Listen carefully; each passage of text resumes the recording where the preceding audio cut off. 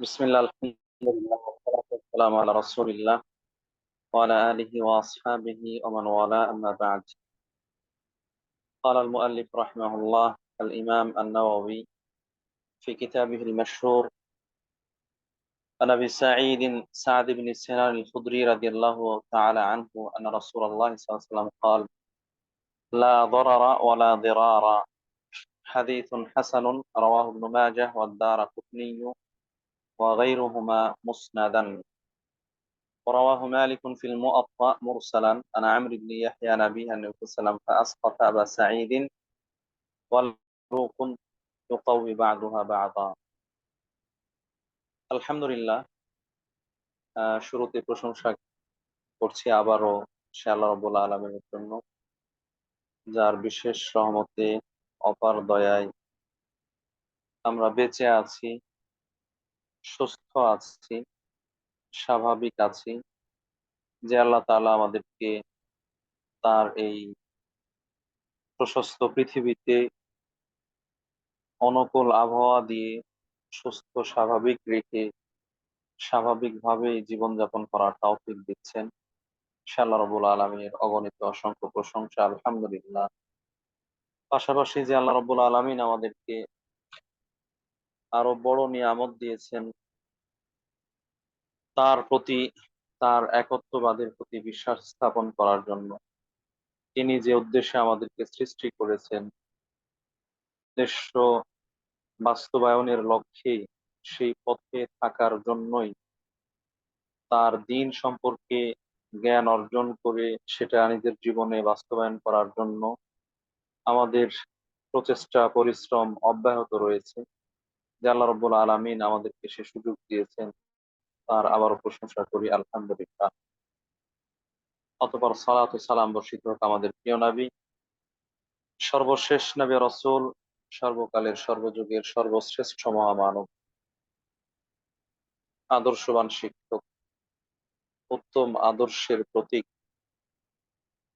মুহাম্মদুর রাসূলুল্লাহ সাল্লাল্লাহু আলাইহি ওয়াসাল্লামের উপর, যিনি নিজের জীবনের সব থেকে মূল্যবান সময়, যৌবনকাল, আল্লাহ রাব্বুল আলামিনের পক্ষ থেকে প্রাপ্ত জীবন, ইসলাম, নবুয়ত ও রিসালতের দায়িত্ব পালনের জন্য বিসর্জন দিয়েছেন, কোরবানি করেছেন এবং উম্মতের কল্যাণ বর্ণনার ক্ষেত্রে, প্রকাশ করার ক্ষেত্রে বিন্দু পরিমাণও কার্পণ্যতা করেননি। সার্বিকভাবে দ্বীন ইসলামের সকল বিষয়গুলোকে তুলে ধরেছেন, যার মাধ্যমে আমরা এই মহামূল্যবান জীবন ব্যবস্থা ইসলাম সেটিকে পেয়েছি। আল্লাহুম্মা সাল্লি আলাইহি, আল্লাহুম্মা বারিক আলাইহি, তার পরিবার পরিজন সঙ্গী সাথী এবং কিয়ামত পর্যন্ত একনিষ্ঠ সকল অনুসারীর উপর অবস্থিত শান্তির রহমত দ্বারা, আল্লাহু আমিন। সম্মানিত সমবেত মুসলিম দিনী বোনেরা, দেশে প্রবাসে কাছে দূরে পৃথিবীর বিভিন্ন প্রান্ত থেকে যে যেভাবে আমাদের সাথে সংযুক্ত হয়েছেন, সম্পৃক্ত হয়েছেন, সকলকে শুরুতে জানাচ্ছি প্রাণ ঢালা অভিনন্দন।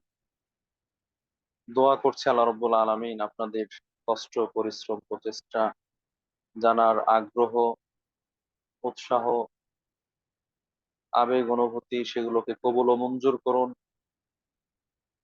এইগুলোকে সওয়াবের মিজানে হাসানাত, ভালো পাল্লায় দিয়ে দিন এবং আমরা যেন যেরকম আগ্রহ ভরে শত ব্যস্ততাকে পেছনে ফেলে আল্লাহ রাব্বুল আলামিনের দেওয়া জীবন বিধান ইসলাম এর জ্ঞান অর্জনের জন্য সম্পৃক্ত হতে পেরেছি, সেরকমই শত বাধা বিপত্তিকে উপেক্ষা করে ডিঙ্গিয়ে যেন আমরা যেটা সঠিক জানবো, বুঝবো, সেটা যেন আমলে বাস্তবায়ন করতে পারি, রূপান্তরিত করতে পারি। আল্লাহ রাব্বুল আলামিন আমাদের সেটা তৌফিক দান করুন, আমিন।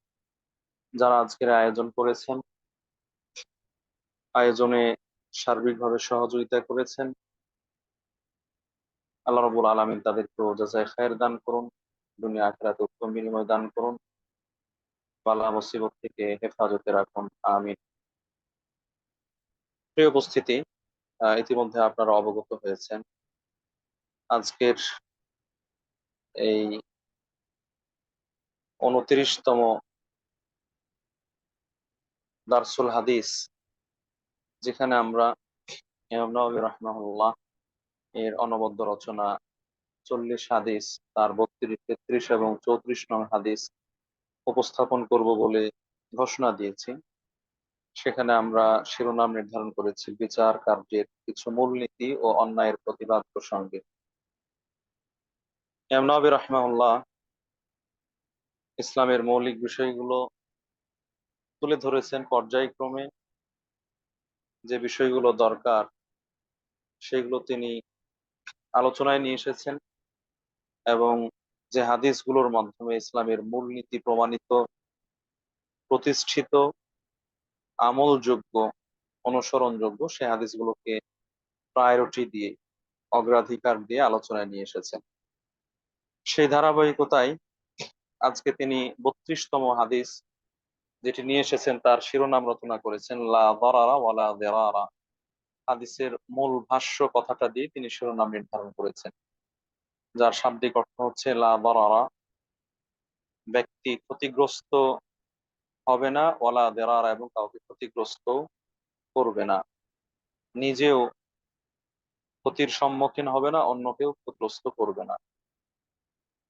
অন্যান্য দিনের মতো আমরা হাদিসের সরল অনুবাদ জেনে প্রাসঙ্গিক সংশ্লিষ্ট কিছু কথা বলে আমাদের আলোচনা শেষ করবো ইনশাআল্লাহ। প্রথম যে হাদিসটি তিনি এখানে আলোচনা করেছেন, লা দারারা ওয়ালা দিরারা, আন আবি সাঈদ সাদ ইবনে সিনান আল-খুদরি রাদিয়াল্লাহু তাআলা আনহু, প্রখ্যাত সাহাবী আবু সাঈদ খুদরি রাদিয়াল্লাহু তাআলা আনহু, যার নাম হচ্ছে সাদ, বাবার নাম সিনান, খুদরি তার বংশীয় নাম। তিনি বলছেন আন্না রাসূলুল্লাহ সাল্লাল্লাহু আলাইহি ওয়াসাল্লাম ক্বাল, রাসূলুল্লাহ সাল্লাল্লাহু আলাইহি ওয়াসাল্লাম বলেছেন লা দারারা ওয়ালা দিরারা, লা দারারা ওয়ালা দিরারা, ব্যক্তি ক্ষতিগ্রস্ত হবে না এবং সে কাউকে ক্ষতির সম্মুখীনও করবে না। হাদিসটি ইবনে মাজাহ এবং দারাকুতনি তাদের সুনানের মধ্যে উল্লেখ করেছেন, এবং ইমাম মালিক রাহিমাহুল্লাহ তার মুয়াত্তার মধ্যে মুরসাল হিসেবে বর্ণনা করেছেন আমর ইবনে ইয়াহইয়া তার বাবা থেকে, তিনি নবী সাল্লাল্লাহু আলাইহি ওয়াসাল্লাম থেকে বর্ণনা করেছেন। এই হাদিসটি বিভিন্ন সনদে বর্ণিত হয়েছে, যার কারণে এটি একটি হাসান লিগাইরিহি, আমলযোগ্য হাদিস। প্রিয় উপস্থিতি, এরপরে 33তম হাদিস, যার শিরোনাম বেঁধেছেন উসুসুল কাদা ফিল ইসলাম, ইসলামের কিছু মূলনীতি বিচার কার্যের ক্ষেত্রে, বিচার করার ক্ষেত্রে, ফয়সালা করার ক্ষেত্রে কিছু মূলনীতি। ইবনে আব্বাস রাদিয়াল্লাহু তাআলা আনহুমা আন্না রাসূলুল্লাহ সাল্লাল্লাহু আলাইহি ওয়াসাল্লাম قال لو يعطى الناس بدعواهم لادعى رجال اموال قوم ودماءهم।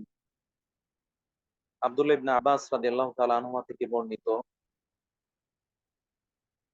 তিনি বলেন নিশ্চয় নবী সাল্লাল্লাহু আলাইহি ওয়াসাল্লাম বলেছেন, মানুষকে যদি প্রদান করা হতো তাদের দাবি অনুযায়ী, লাদ্দাআ রিজালুন আমওয়ালা কওমিন ওয়া দিমাআহুম, কোন কোন মানুষ অন্য মানুষের সম্পদ এবং জীবন চেয়ে বসতো।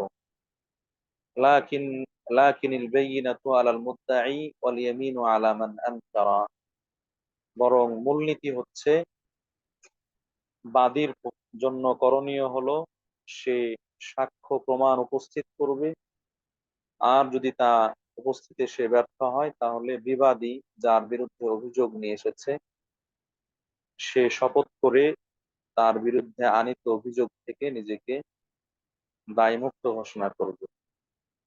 হাদিসুন হাসানুন রাওয়াহুল বাইহাকী ওয়া গায়রুহু হাকাযা ওয়া বা'দুহু ফিস সাহিহাইন। হাদিসটি সুনান আল বাইহাকীতে বর্ণিত হয়েছে, আর তার কিছু অংশ বুখারী মুসলিমেও এসেছে। 34তম হাদিস, আজকের দার্সের তৃতীয় হাদিস, যার শিরোনাম হচ্ছে ইজালাতুল মুনকারি ফরিদাতুন ইসলামিয়াতুন মুহাক্কামাতুন। অন্যায় এর প্রতিবাদ করা, ইসলাম পরিপন্থী কাজ প্রতিহত করা, দূর করা, অপসারণ করা, এটি ইসলামী শরীয়তের মধ্যে সুপ্রতিষ্ঠিত ফরজ একটি কর্ম। عن ابي سعيد الخدري رضي الله تعالى عنه قال سمعت رسول الله صلى الله عليه وسلم يقول।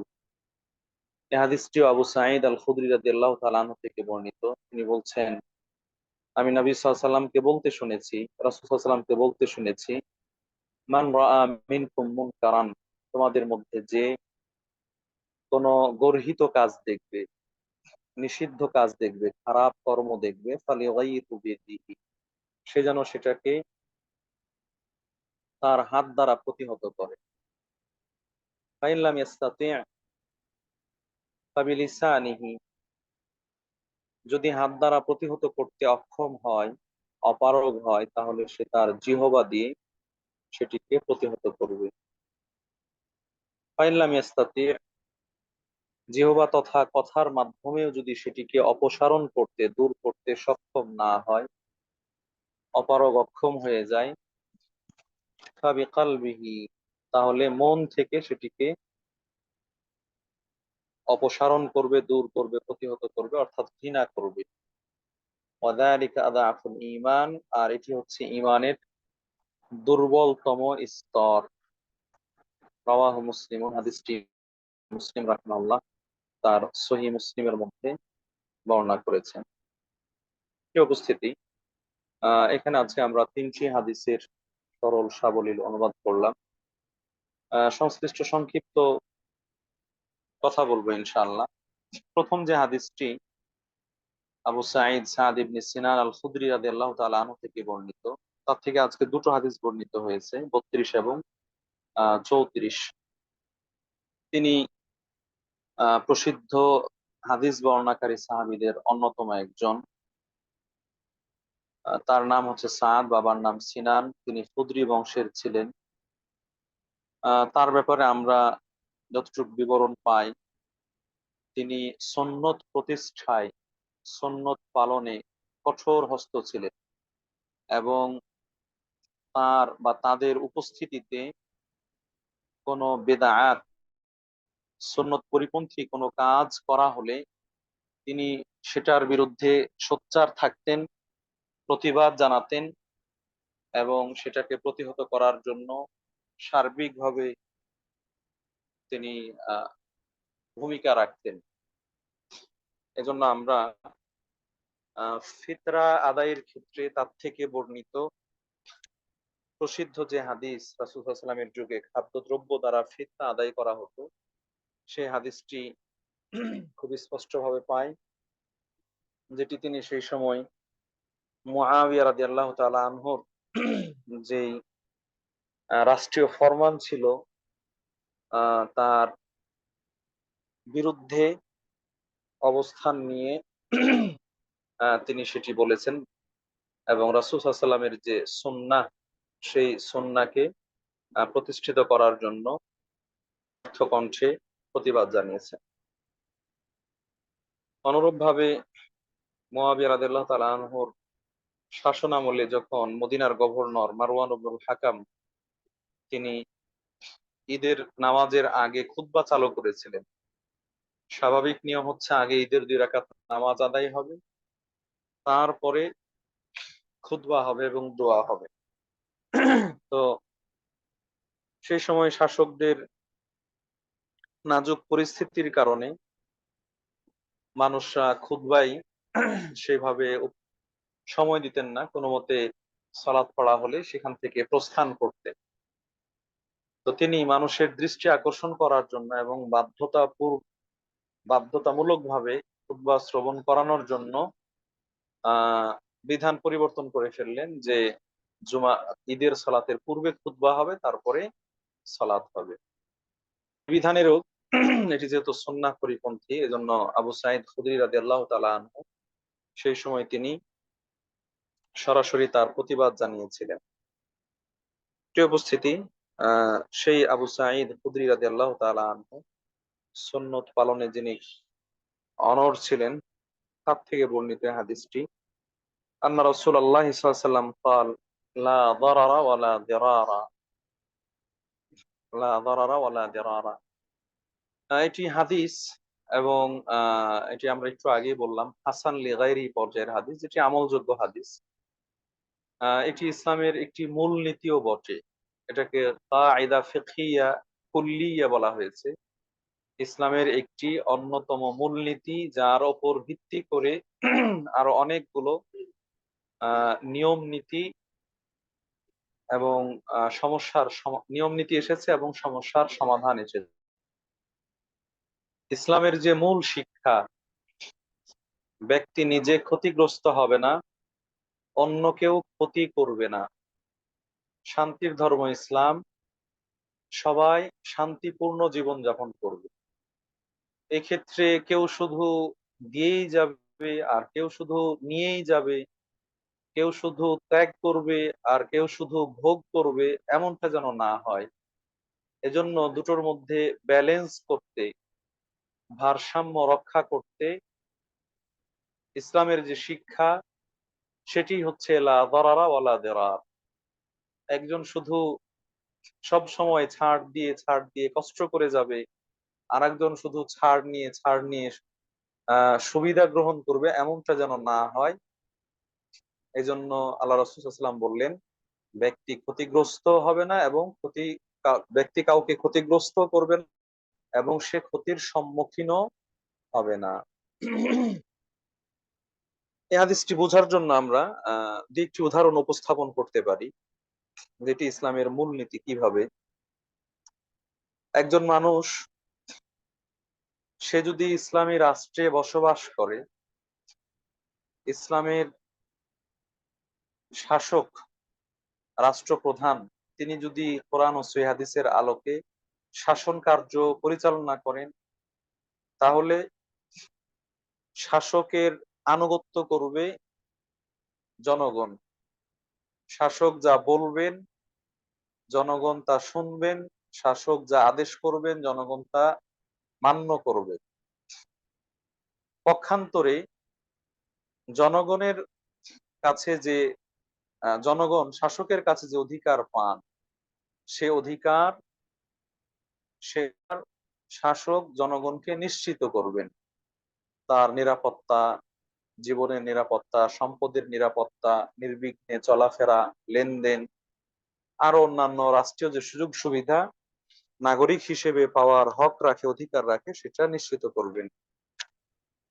তো এক্ষেত্রে আমরা বলতে পারি এই মূলনীতিটি, যে শাসক তিনি তার অধিকার আদায়ের মাধ্যমে অন্যের কাছে তার যে অধিকার রয়েছে সেটি লাভ করবেন। তিনি যদি তার অধিকার আদায় করেন, তার দায়িত্ব কর্তব্য পালন করেন, তাহলে জনগণ তার আনুগত্য করবে। আর তিনি যদি জনগণের দায়িত্ব কর্তব্য পালন না করেন, তাহলে জনগণ তার আনুগত্য করবে না। এখানে তিনিও তার দায়িত্ব পালন করার মাধ্যমে অন্যের উপকার করলেন, অতএব অন্যরা তার আনুগত্য করার মাধ্যমে তার উপকার করবে। এর ব্যতিক্রম হলেই সেও ক্ষতিগ্রস্ত হলো, অন্যরাও ক্ষতিগ্রস্ত হলো। অথবা জনগণ শুধু শুনবে, আনুগত্য করবে, আর তিনি জুলুম করবেন, এমনটা হবে না। আহ আরেকটা উদাহরণ দিয়ে আমরা বলতে পারি, স্বামী স্ত্রী। একজন স্বামী যখন স্ত্রীর আহ ব্যয় দায়িত্ব গ্রহণ করেন, বিবাহ বন্ধনে আবদ্ধ হওয়ার পরে দায়িত্ব গ্রহণ করলে তার ভরণ পোষণ, বাসস্থান এবং জীবনযাপনের জন্য মানানসই স্বাভাবিক যে পরিবেশ নিশ্চিত করা, সেটি স্বামীর দায়িত্ব। এমনটা করলে স্ত্রী নিজের ওপর স্বামীকে সক্ষমতা দান করবেন, স্বামীর আনুগত্য করবেন, মন জয় করার জন্য চেষ্টা করবেন, স্বামীর পক্ষ থেকে দেওয়া কাজগুলো তিনি সম্পন্ন করবেন। এটা হচ্ছে স্বাভাবিক নিয়ম। কিন্তু যদি স্ত্রী শুধু স্বামীর আনুগত্য করেন, স্বামীর মন জয় করেন, স্বামীর আদেশ নিষেধ মান্য করেন, কিন্তু স্বামী ভরণ পোষণ দেয় না, এক্ষেত্রে আমরা বলবো লা দারারা ওয়ালা দিরারা, নারী ক্ষতিগ্রস্ত হবে না এবং অন্যকে ক্ষতিগ্রস্ত করবে না। অথবা স্বামী ভরণ পোষণ সবকিছুই দিচ্ছেন, কিন্তু স্ত্রী নিজের ওপর স্বামীকে নিয়ন্ত্রণ দিচ্ছেন না, দৈহিক সম্পর্ক করতে দিচ্ছেন না, অথবা আনুগত্য তার আনুগত্য করছেন না, আহ আদেশ নিষেধ মান্য করছেন না, এক্ষেত্রে আমরা বলবো লা দারারা ওয়ালা দিরারা, স্বামী ক্ষতিগ্রস্ত হবে, স্ত্রীকে ক্ষতিগ্রস্ত করবেন না, নিজেও ক্ষতিগ্রস্ত হবেন না। তো এইভাবে এই লেনদেন, ব্যবসা বাণিজ্য, চুক্তি, স্বাভাবিক জীবনযাপন অনেক ক্ষেত্রেই এই নীতিমালাটি প্রযোজ্য, এবং এর মাধ্যমেই, এই হাদিসের মাধ্যমেই সেই বিধানগুলো এসে যায় স্থানকাল পাত্র ভেদে, যে ব্যক্তি নিজে ক্ষতিগ্রস্ত হবে না, অন্যকেও ক্ষতি করবে না, সে অন্যের ক্ষতি করবে না এবং নিজেও ক্ষতির সম্মুখীন হবে না। এবং এটি ইসলামের মূল শিক্ষা এবং মৌলিক শিক্ষাগুলোর অন্তর্ভুক্ত, যে সে কারো ক্ষতি করবে না এবং সেও ক্ষতিগ্রস্ত হবে না। এমনটাই হওয়া দরকার। আমরা এই হাদিস সম্পর্কে এতটুকুই বলে আমরা শেষ করছি।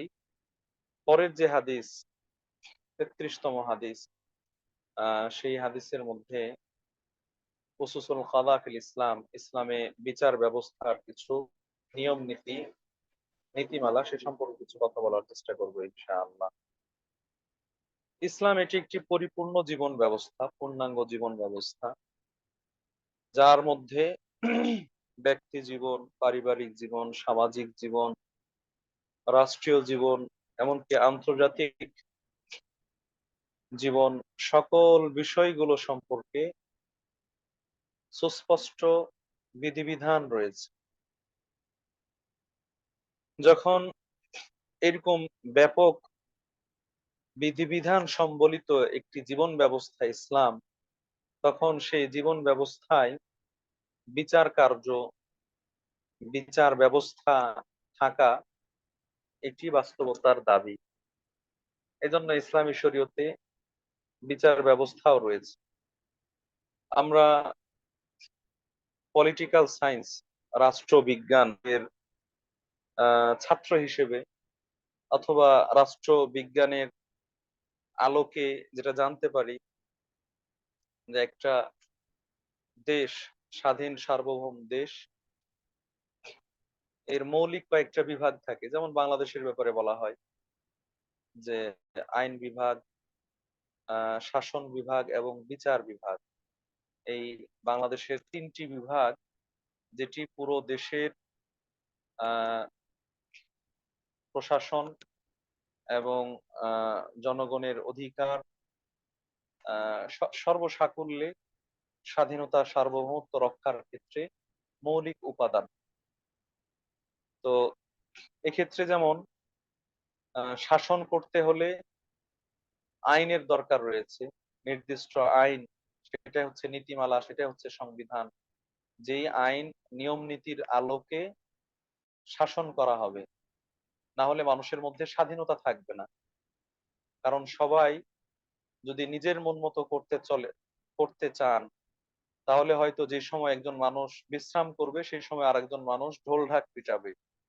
তাহলে একজনের স্বাধীনতা আর একজনের পরাধীনতা, এইভাবে দেখা যাবে একটা বিশৃঙ্খল পরিবেশ। তো সেই হিসেবে নির্দিষ্ট আইন এবং নিয়ম নীতি থাকলে, সেই ক্ষেত্রে সেই নিয়মের আলোকে সবার মধ্যে স্বাধীনতা রক্ষা করা, শান্তি প্রতিষ্ঠা করা, সেটি সম্ভব।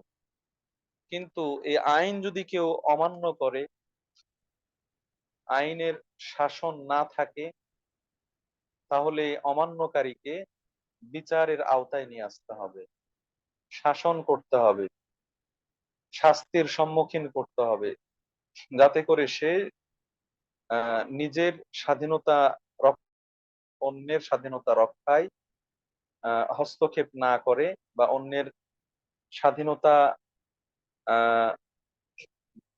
নষ্ট হওয়ার ক্ষেত্রে কারণ হয়ে না দাঁড়ায়। এই জন্য সুষ্ঠু বিচার ব্যবস্থা এটি অপরিহার্য একটি অংশ। ইসলামী শরীয়ত আলহামদুলিল্লাহ কিয়ামত পর্যন্ত সব থেকে জনপ্রিয়, বাস্তবসম্মত এবং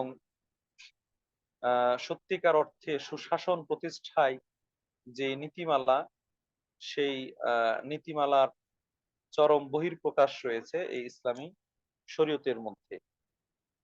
তো সেই শরীয়তেও এই বিচার ব্যবস্থা এবং আইন শাসন ইত্যাদি সেই বিষয়গুলো আলোচিত হয়েছে। আমাদের প্রচলিত গণতান্ত্রিক শাসন ব্যবস্থা, যেটা মানুষ দ্বারা নিয়ন্ত্রিত, মানুষ দ্বারা প্রতিপালিত, তার মধ্যে যদি এরকম আইন শাসন বিচার ব্যবস্থা থেকে থাকে, তাহলে আল্লাহ রাব্বুল আলামিন কর্তৃক মনোনীত ধর্ম জীবন ব্যবস্থা, যিনি মানুষকে সৃষ্টি করেছেন মানুষের জন্য যা দরকার, মানুষের জন্য যা কল্যাণকর, সেইগুলো নির্ধারণ করে জানিয়েছেন, বুঝিয়েছেন, সেই জীবন ব্যবস্থার মধ্যে বিচার ব্যবস্থা থাকবে না এমনটা হতেই পারে না। প্রিয় উপস্থিতি, এজন্য ইসলামী শরীয়তের মধ্যে সমৃদ্ধ একটি দিক হচ্ছে এই বিচার ব্যবস্থা, এবং এই বিচার ব্যবস্থার জন্য আহ নির্দিষ্ট নীতিমালা রয়েছে, যে নীতিমালার আলোকে বাস্তবসম্মত ইনসাফ ভিত্তিক আহ বিচার ব্যবস্থা, সমাধান, মীমাংসা ইত্যাদি আমরা পেয়ে থাকি। সেই ধারাবাহিকতায় আহ অন্যতম একটি বিচার ব্যবস্থার অন্যতম একটি নীতিমালা হচ্ছে আল বায়িনাতু আলাল মুদ্দাই ওয়াল ইয়ামিনু আলা মান আনকারা। বিচার ব্যবস্থায় একজন বাদী থাকে আর একজন বিবাদী থাকে। অনেকের কাছে এই বিষয়গুলো আহ পরিষ্কার, যারা পড়াশোনা করেছেন জানেন, তারা এই বিষয়গুলো স্পষ্ট। আর যারা হয়তো পড়াশোনা করেননি, তাদের কাছে খুব বেশি স্পষ্ট না হলেও মৌলিকভাবে আশা করি এতটুকু জানা আছে যে আমরা যখন কোনো অভিযোগ উত্থাপন করি, আমাদের কোনো সমস্যা দেখা দেয়, বিশেষ করে মানুষে মানুষে লেনদেনের ক্ষেত্রে, চলাফেরার ক্ষেত্রে, তখন একটা হয় সমস্যা, যেই সমস্যাটা কারো বিরুদ্ধে অভিযোগ হিসেবে দাঁড় হয়। আমার সাথে কেউ সমস্যা করছে, সমস্যা তুলে ধরছি, আমি হচ্ছি বাদী, আর যার বিরুদ্ধে অভিযোগ উঠিয়েছি সে হচ্ছে বিবাদী। আর যেটা অভিযোগ বা সমস্যা সেটা তো সমস্যায়। তো এরকম বাদী এবং বিবাদী উভয়ের ক্ষেত্রে ইসলামী শরীয়তের মূলনীতি হচ্ছে, ইসলামী শরীয়তের কিছু মূলনীতি রয়েছে, সেই মূলনীতির মধ্যে এখানে দুটো মূলনীতি আলোচনা হয়েছে। আল্লাহ রাসূল সাল্লাল্লাহু আলাইহি ওয়াসাল্লাম শুরুতে বলছেন যে লাউ ইয়াতান নাসু বিদাওয়াহুম, যদি মানুষকে দেওয়া হতো তাদের দাবি অনুযায়ী, মানুষকে যদি তাদের দাবি অনুযায়ী, অভিযোগ অনুযায়ী, আবেদন অনুযায়ী দিয়ে দেওয়া হতো, পূর্ণ করা হতো, তাহলে মানুষ অন্য মানুষের সম্পদ চেয়ে বসতো, অন্য মানুষকে হত্যা করার আবেদন বসতো, অন্যায়ভাবে অন্যের সম্পদ গ্রহণ করার জন্য আবেদন করে বসতো। এজন্য এই পথটাকে এইভাবে উন্মুক্ত না রেখে, বরং অন্যায়ভাবে যেন একজন আরেকজনের বিরুদ্ধে মিথ্যা অভিযোগ উত্থাপন করে অন্যের সম্পদ হাতিয়ে নিতে না পারে, অন্যকে ঠকাতে না পারে, জবরদখল না করতে পারে, এই জন্য আল্লাহ রাসূল সাল্লাল্লাহু আলাইহি ওয়াসাল্লাম ইসলামী শরীয়তের মধ্যে নীতিমালা দিয়েছেন যে আবেদনের পরিপ্রেক্ষিতে অবশ্যই সাক্ষ্য প্রমাণ লাগবে, সাক্ষ্য প্রমাণ উপস্থাপন করতে হবে। যদি সাক্ষ্য প্রমাণ উপস্থাপন করতে পারে, তাহলে তার এই আবেদন, এই অভিযোগ, সেটি বাস্তবসম্মত হবে এবং গ্রহণযোগ্য হবে। আর যদি সাক্ষ্য উপস্থাপন না করতে পারে, তাহলে সে তার অধিকার পাবে না, বা যেটি দাবি করেছে সেটি পাবে না। প্রিয় উপস্থিতি, এখানে আমি শুরুর দিকে যে ডেফিনিশন গুলো দিচ্ছিলাম যে একজন হচ্ছে বাদী আর একজন বিবাদী, একজন অভিযোগকারী আর একজন যার বিরুদ্ধে অভিযোগ করা হয়েছে, এটি এজন্যই বললাম যেন আমরা এই নীতিমালাটিকে বুঝতে পারি। তাহলে যিনি অভিযোগ করছেন, কোনো কিছুর দাবি করছেন যে ওই রাস্তার মধ্যে গাড়িটা আছে, সেই গাড়িটা আমার, সেই গাড়িটা সে দখল করে নিয়েছে, অমুক মার্কেটের পাশে যে জায়গাটা রয়েছে অথবা অমুক জমিটা, এটা হচ্ছে আমার, কিন্তু সে দখল করে নিয়েছে, এই যে তার বিরুদ্ধে অভিযোগ উত্থাপন করলাম, এটা আসলে যে আমার, এটা আমাকে প্রমাণ করতে হবে। এই দাবির সপক্ষে সাক্ষী থাকতে হবে, প্রমাণ থাকতে হবে। যদি সাক্ষী থাকে, প্রমাণ থাকে, তাহলে আমি আমার অধিকার সাক্ষ্য প্রমাণের ভিত্তিতে বিচারকের মাধ্যমে লাভ করতে পারবো, পেতে পারবো। কিন্তু যদি আমি অভিযোগ করলাম অথবা আবেদন করলাম, কিন্তু সেই অভিযোগ বা আবেদনের প্রেক্ষিতে কোনো সাক্ষ্য নেই, প্রমাণ নেই, তাহলে আমি সেটি লাভ করতে পারবো না। এক্ষেত্রে ভিন্ন বিধান চলে আসবে, তখন এটি এটি আমার, এটা আমি দাবি করতে পারবো না। সেক্ষেত্রে যার বিরুদ্ধে অভিযোগ করা হয়েছে, আহ হয়তো সে,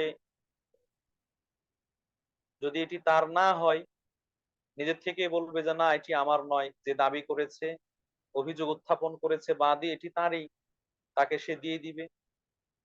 আর যদি এরকমটা না হয়, আসলে সেটার মালিক অথবা বিবাদী অভিযোগ থেকে মুক্ত, তাহলে সেক্ষেত্রে বিবাদী আল্লাহর নামে শপথ করবে এবং শপথ করার মাধ্যমে নিজেকে দায়মুক্ত ঘোষণা করবে, কসম করার মাধ্যমে নিজেকে দায়মুক্ত ঘোষণা করবে। এই অভিযোগ থেকে সে মুক্ত, তার বিরুদ্ধে আনীত অভিযোগটি সত্য নয়, সেটি সে প্রমাণ করবে। প্রিয় উপস্থিতি, আহ এখানে যদি আমরা কিছু উদাহরণ দেই, তাহলে এটাও আমাদের কাছে স্পষ্ট হবে। আব্দুল্লাহ নামে একজন ব্যক্তি, তিনি মুহাম্মদ নামে এক ব্যক্তির কাছে বিরুদ্ধে বিচারকের কাছে নালিশ করলেন, অভিযোগ উপস্থাপন করলেন যে আহ আব্দুল্লাহ বলছেন আমার 1 বিঘার একটি সম্পত্তি অথবা 5 তলা বাড়িটি মুহাম্মদ দখল করে নিয়েছে, বা ওই 5 তলা বাড়িটা এটা আমার, কিন্তু মুহাম্মদ এটা দখল করে নিয়েছে, আমাকে দিচ্ছে না। ইসলামের এই নীতিমালার আলোকে আব্দুল্লাহর যে দাবি এই বাড়ির মালিক সে বা এই জমির মালিক সে, সেটা প্রমাণ করার জন্য সাক্ষী উপস্থাপন করতে হবে, ডকুমেন্টস লাগবে। এটা মানে প্রমাণ, এই প্রমাণটা লিখিত হতে পারে, অলিখিত হতে পারে। এমন ব্যক্তি আহ যার সাক্ষ্য প্রমাণের ভিত্তিতে এটি প্রমাণিত হবে তার মালিকানায় রয়েছে। তো যদি সে সাক্ষ্য প্রমাণ উপস্থাপন করতে পারে তার দাবির সপক্ষে, তাহলে সে বিচারকের মাধ্যমে এই বাড়িটি অথবা এই জমিটি অথবা এই জিনিসটি নিজের মালিকানায় নিতে পারবে। কিন্তু সে দাবি করলো, কিন্তু তার সে দাবির সপক্ষে কোনো প্রমাণ নেই। এই বাড়িটার মালিক সে দাবি করছে, কিন্তু তার কাছে কোনো কাগজপত্র নেই, কোনো ব্যক্তি সাক্ষ্য দেওয়ার মতো নেই। তাহলে ইসলামী শরীয়ত বলছে যার বিরুদ্ধে অভিযোগ আনা হয়েছে, নালিশ করা হয়েছে যে দখল করে নিয়েছে, তাকে বলা হবে এটি যদি তোমার মালিকানাধীন হয়, তোমার অধীনে আছে, কিন্তু এটা তুমি ভোগ করছো বা তোমার মালিকানায় আছে, এটা আসলেই তোমার, তাহলে তুমি শপথ করে, আল্লাহর নামে কসম করে এটা বুঝে নাও। আল্লাহর নামে কসম করে এটি তুমি তোমার সম্পদ বা তোমার সম্পত্তি, তোমার মালিকানাধীন জিনিস, সেটি তুমি বুঝে নাও। প্রিয় উপস্থিতি, এটা হচ্ছে কোনো কিছু লাভের ক্ষেত্রে, পাওয়ার ক্ষেত্রে। আর যদি অন্য কিছু হয়, যেমন কারো বিরুদ্ধে অভিযোগ করা হয়েছে যে সে 100 টাকা চুরি করে নিয়েছে অথবা 1000 টাকা চুরি করেছে, চোরের চুরির অভিযোগ নিয়ে আসা হয়েছে। এখন এখানে যে অভিযোগ করছে সে তার এই আবেদনের পক্ষে সাক্ষী প্রমাণ উপস্থাপন করবে। আর যদি সাক্ষী প্রমাণ উপস্থাপনে ব্যর্থ হয়, তাহলে যার বিরুদ্ধে অভিযোগ আনা হয়েছে সে আল্লাহর নামে কসম করে বলবে যে সে এই অভিযোগ থেকে মুক্ত, সে অভিযোগ থেকে মুক্ত, এর সাথে তার সম্পৃক্ততা নেই। এক্ষেত্রে আল্লাহ রাসূল সাল্লাল্লাহু আলাইহি ওয়াসাল্লামের এই হাদিসটি আল বাইয়িনাতু আলাল মুদ্দাঈ ওয়াল ইয়ামিনু আলা মান আনকারা, যে বাদী আবেদনকারী অভিযোগকারী তার কর্তব্য হচ্ছে সে সাক্ষী উপস্থাপন করবে, আর যার বিরুদ্ধে অভিযোগ আনা হয়েছে বিবাদী তার কর্তব্য হচ্ছে সে শপথ করে নিজের উপর আনীত অভিযোগ থেকে মুক্ত ঘোষণা করবে, আত্মপক্ষ সমর্থন করবে। সম্মানিত উপস্থিতি, সে আলোকে আল্লাহ রাসূল সাল্লাল্লাহু আলাইহি ওয়াসাল্লাম বললেন, এই নীতিমালা যদি না থাকতো, এরকম নীতিমালা না থাকতো, তাহলে মানুষের যে স্বভাব, মানুষের যে আচরণ, সেই আচরণ অনুযায়ী মানুষ অন্যের সম্পত্তি নিজের বলে দাবি করে বসতো, অন্যের জিনিস নিজের বলে দাবি করে বসতো। অন্যকে কেউ তার নিকটাত্মীয়কে খুন করেছে, হত্যা করেছে, এরকম অভিযোগ করে বসতো, যার কারণে সে তার পরিবর্তে কিসাস দাবি করত। তো এইভাবে শুধু নিছক দাবি করলেই হবে না, বরং দাবির পক্ষে অবশ্যই প্রমাণ থাকতে হবে। শুধু অভিযোগ করলেই হবে না, অভিযোগ প্রমাণ করার জন্য সাক্ষী প্রমাণ থাকতে হবে। তাহলেই ব্যক্তি ইসলামী শরিয়ার আলোকে কোনো কিছু লাভ করতে পারবে, আহ সেটি পেতে পারে। না হলে সে এটির মালিক হবে না, এটি তাকে হারাতে হবে, এটি তাকে ছেড়ে দিতে হবে, এটি সে লাভ করতে পারবে। এখানে সাক্ষ্য প্রমাণ আহ এগুলো স্থানকাল পাত্রভেদে ভিন্ন ভিন্ন সংখ্যক সাক্ষ্য প্রমাণ রয়েছে।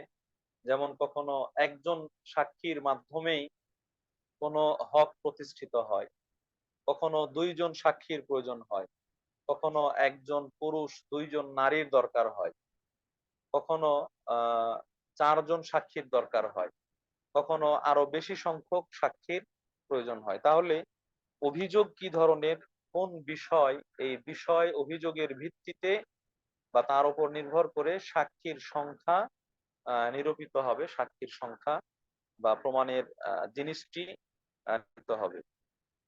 ইসলামী শরীয়ত কোনোভাবেই মানুষকে ঠকাতে চায় না, মানুষকে ক্ষতিগ্রস্ত চায় না, কাউকে ঠকিয়ে আরেকজনকে লাভবান করতে চায় না। এজন্যই আমরা আগের হাদিসটা পেলাম মূলনীতি হিসেবে, লা দারারা ওয়ালা দিরারা, ব্যক্তি ক্ষতিগ্রস্ত হবে না, অন্যকে ক্ষতিগ্রস্ত করবে না। অনুরূপ ভাবে আল্লাহ রাব্বুল আলামিন আরো কিছু বিধান দিয়েছেন যেন মানুষ ক্ষতিগ্রস্ত না হয়।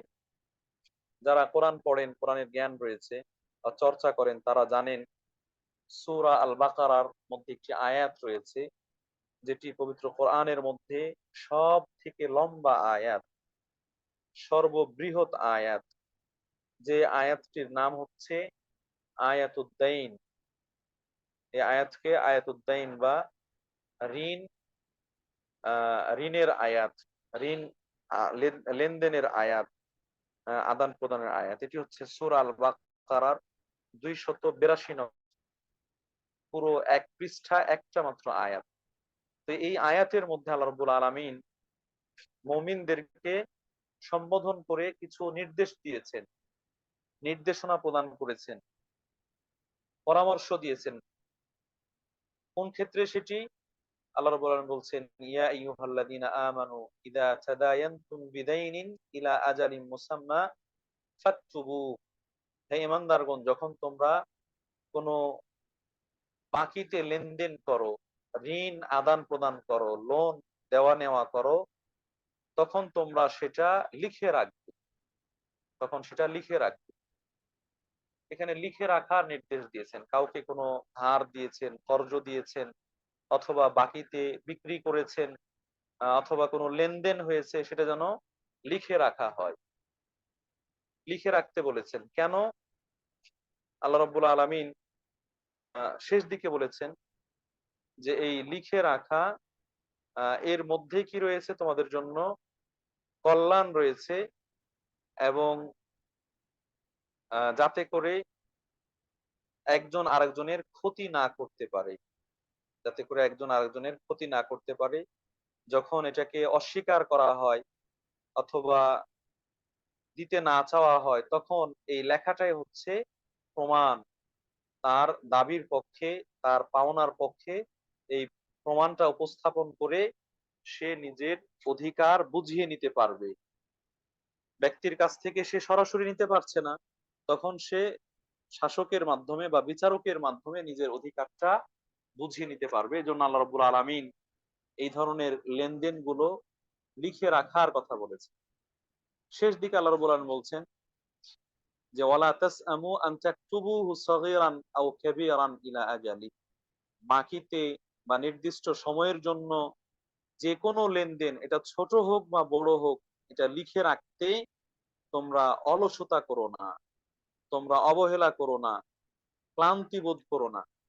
কেন? যালিকুম আকসাতু ইনদাল্লাহ ওয়া আকওয়ামু লিশ-শাহাদা। কেননা এটাই হচ্ছে আল্লাহর কাছে অধিক ইনসাফপূর্ণ কাজ। এটি হচ্ছে আল্লাহর কাছে অধিক ইনসাফপূর্ণ কাজ, এবং এটি নিজের অধিকার প্রতিষ্ঠা করার জন্য, নিজের অধিকার লাভ করার জন্য একটি বাস্তবসম্মত কর্ম। ওয়া আদনা আল্লাহ তারতাবু, এবং এর মাধ্যমে বিচারক সঠিক সিদ্ধান্তে, সঠিক ফয়সালা দিতে দ্বিধা করবে না, সংকোচ করবে না। তাহলে নিশ্চিতভাবে এই ধরনের প্রমাণের ভিত্তিতে বিচারক সুষ্ঠু এবং সুন্দর সিদ্ধান্ত প্রদান করতে পারবে। সম্মানিত উপস্থিতি, তাহলে আল্লাহ রাব্বুল আলামিন এই বিচার ব্যবস্থাকে যথাযথভাবে বাস্তবায়ন করার জন্য এখানে কিছু নীতিমালা দিলেন। আজকে আমাদের পরস্পরের সাথে সম্পর্ক খারাপ, সম্পর্কের দূরত্ব, অবনতি কেন? কারণ দেখা যাবে যে লেনদেনে সে গড়িমসি করেছে। কেউ হয়তো কোনো কিছু জবরদখল করেছে, কেউ হয়তো আত্মসাৎ করেছে, কেউ হয়তো নিয়েছে দিচ্ছে না, ঘোরাঘুরি করছে, ইত্যাদি ইত্যাদি। এইভাবে আমাদের লেনদেনের কারণে আমাদের সম্পর্কের অবনতি। আবার অনেক সময় লেনদেন করেছে মুসলিম মুসলিম ভাইয়ের সাথে, মুসলিম মুসলিম বোনের সাথে, কিন্তু মুসলিম হিসেবে বিশ্বাস করেছে, সেক্ষেত্রে কোনো ডকুমেন্টস রাখেনি, কোনো প্রমাণ রাখেনি, যার কারণে পরবর্তীতে নিজের অধিকারটা প্রমাণ করার জন্য আর সে সক্ষম হচ্ছে না, পথ খুঁজে পাচ্ছে না। কিয়ামতের দিন তো ফয়সালা হবেই, কে কার উপর জুলুম করেছে সেটা তো সেখানে প্রমাণিত হবেই, কিন্তু ইহকালে দুনিয়াতে যেন নিজের অধিকার নিজে ফিরে পায়, নিজের অধিকার প্রমাণ করতে পারে, এজন্য হলেও এই ধরনের নির্দেশনাগুলি আমাদের জীবনে বাস্তবায়ন করা দরকার। এবং সে আলোকে যদি আমরা আমাদের লেনদেন গুলো, আমাদের চলাফেরা গুলো সম্পন্ন করতে পারি, তাহলে আমাদের মধ্যে যে শান্তিপূর্ণ অবস্থা সেটি বিরাজ করবে, আমাদের সম্পর্কের মধ্যে আরো গভীরতা আসবে, দূরত্ব কমে আসবে। প্রিয় উপস্থিতি, অতএব এই হাদিস থেকে আল্লাহ রাসূল সাল্লাল্লাহু আলাইহি ওয়াসাল্লাম আহ যে নীতিমালার কথা আলোচনা করলেন, সেটা হচ্ছে শুধু দাবি করলেই হবে না, দাবির সপক্ষে অবশ্যই প্রমাণ লাগবে। প্রমাণের মাধ্যমে ব্যক্তি তার দাবিকে প্রতিষ্ঠিত করতে পারবে, প্রমাণের মাধ্যমে ব্যক্তি তার অধিকারকে আদায় করতে পারবে। যদিও আল্লাহ রাসূল সাল্লাল্লাহু আলাইহি ওয়াসাল্লাম অন্য হাদিসের মধ্যে আহ কোনো ব্যক্তি মিথ্যা প্রমাণের মাধ্যমে অন্যের অধিকার যদি পেয়ে যায়, অন্যের অধিকার পেয়ে যায়, অন্যের সম্পত্তি পেয়ে যায়, অন্যের হক পেয়ে যায়, কিন্তু এটি তার জন্য ভোগ করা, এটি গ্রহণ করা উচিত হবে না। এ ব্যাপারে আল্লাহ রাসূল সাল্লাল্লাহু আলাইহি ওয়াসাল্লাম ভয়াবহতার কথা উল্লেখ করেছেন। সহিহ হাদিস, বুখারী মুসলিমের হাদিস, আল্লাহ রাসূল সাল্লাল্লাহু আলাইহি ওয়াসাল্লাম বলছেন যে আমি তো মানুষ, তোমাদের মতোই মানুষ। তোমরা আমার কাছে বিচার নিয়ে আসো, বিভিন্ন সময় বিভিন্ন অভিযোগ নিয়ে আসো। আমি সেই অভিযোগগুলো শুনি। অভিযোগ উপস্থাপনের ক্ষেত্রে যে যত সুন্দরভাবে উপস্থাপন করতে পারে, নিজের অধিকার প্রমাণ করার জন্য, আদায় করার জন্য দলিল, যুক্তি ইত্যাদি সেইগুলো তুলে ধরতে পারে, আমি সেই কথার আলোকে প্রমাণের আলোকে তার পক্ষে ফয়সালা দিয়ে থাকি। কিন্তু কেউ হয়তো আসলেই প্রকৃতপক্ষে সেই জিনিসের মালিক, কিন্তু ভালোভাবে উপস্থাপন করতে পারেনি, প্রমাণ উপস্থাপন করতে পারেনি। তার সপক্ষে প্রমাণ না থাকার কারণে আমি তাকে তার অধিকার দিতে পারিনি।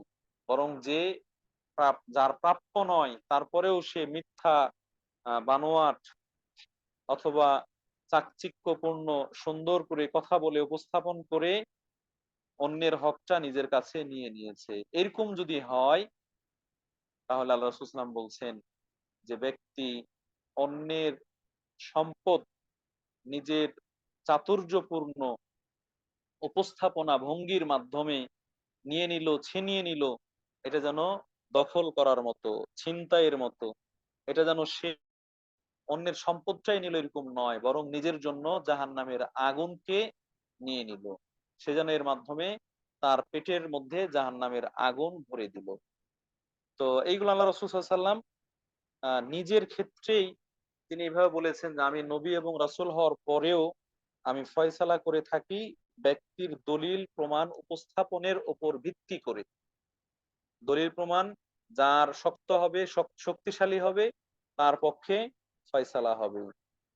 তো এইজন্য আমরা নিজেদের অধিকার প্রতিষ্ঠিত করার জন্য আহ মুসলিম হিসেবে আমাদের সচেতন থাকা দরকার, সজাগ থাকা দরকার, যেন আপনাকে কেউ ধোকায় না ফেলতে পারে, ক্ষতিগ্রস্ত না করতে পারে। এজন্য আপনি সাক্ষ্য প্রমাণ রাখবেন এবং লেনদেন গুলো আপনি আল্লাহর নির্দেশ অনুযায়ী সেটা লিখে রাখবেন। এর মাধ্যমে এটি একদিকে আল্লাহর বিধান পালন করা হবে, অন্যদিকে এই ধরনের সমস্যাগুলো বেঁচে থাকা সহজ হবে। আল্লাহ রাব্বুল আলামিন আমাদেরকে আমাদের যে অধিকার, যে প্রাপ্য, সেটি যথার্থভাবে লাভ করার তৌফিক দান করুন। অন্যায়ভাবে যেন কখনোই কারোরই কোনো সম্পদ আমরা ছিনিয়ে না নিই, দখল না করি। আল্লাহ রাব্বুল আলামিন আমাদেরকে তা থেকে হেফাজতে রাখুন। পাশাপাশি যদি আমাদের বিরুদ্ধে কোনো মিথ্যা অভিযোগ আসে, আ মিথ্যা নালিশ আসে, সেই অভিযোগ এবং নালিশ থেকে যেন আমরা নিষ্কলুষ থাকতে পারি, নিজেকে দোষমুক্ত করতে পারি, আত্মপক্ষ সমর্থন করে নিজেকে নির্দোষ প্রমাণ করতে পারি। আল্লাহ রাব্বুল আলামিন আমাদেরকে সে তৌফিক দান করুন। সর্বোপরি এই হাদিস থেকে যে শিক্ষা, সে শিক্ষা যেন আমাদের প্রাত্যহিক জীবনে, বাস্তবিক জীবনে, জাগতিক জীবনে আমরা বাস্তবায়ন করতে পারবো। রব্বুল আলামিন আমাদেরকে সে তৌফিক দান করুন। আমিন। প্রিয় উপস্থিতি, আজকের দার্সের তৃতীয় হাদিস এবং অত্যন্ত গুরুত্বপূর্ণ যে হাদিসটি আমরা এখানে আলোচনায় পেতে যাচ্ছি, সেটি হচ্ছে ইজালাতুল মুনকার ফারিদাতুল ইসলামিয়াতুন মুহকামাতুন। ইসলামী শরীয়তে সুপ্রতিষ্ঠিত আবশ্যকীয় একটি কর্ম কাজ হচ্ছে আহ ইজালাতুল মুনকার, খারাপ কাজ, অন্যায় কাজ, নিষিদ্ধ কাজ, গর্হিত কাজ, সেটিকে দূর করা, প্রতিহত করা, সেটিকে অপসারণ করা।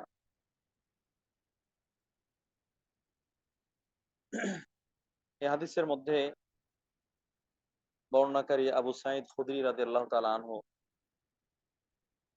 ৩২ নম্বর হাদিস বর্ণনাকারী সাহাবী, তিনি বলছেন সামি'তু রাসূলুল্লাহ সাল্লাল্লাহু আলাইহি ওয়াসাল্লাম ইয়াকুল, আমি রাসূলুল্লাহ সাল্লাল্লাহু আলাইহি ওয়াসাল্লামকে বলতে শুনেছি, মান রাআ মিনকুম মুনকারান ফালিয়ুগাইয়িরহু বিয়াদিহি, তোমাদের মধ্যে যদি কেউ কোনো মুনকার দেখে, মুনকার, মুনকার এটি, এটির সাথে আমরা অন্যভাবে পরিচিত মুনকার নাকির।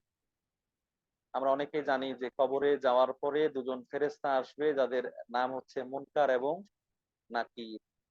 একজন স্বীকৃতি দিবে, আরেকজন অস্বীকৃতি দিবে। তো এইভাবে আমরা জানি।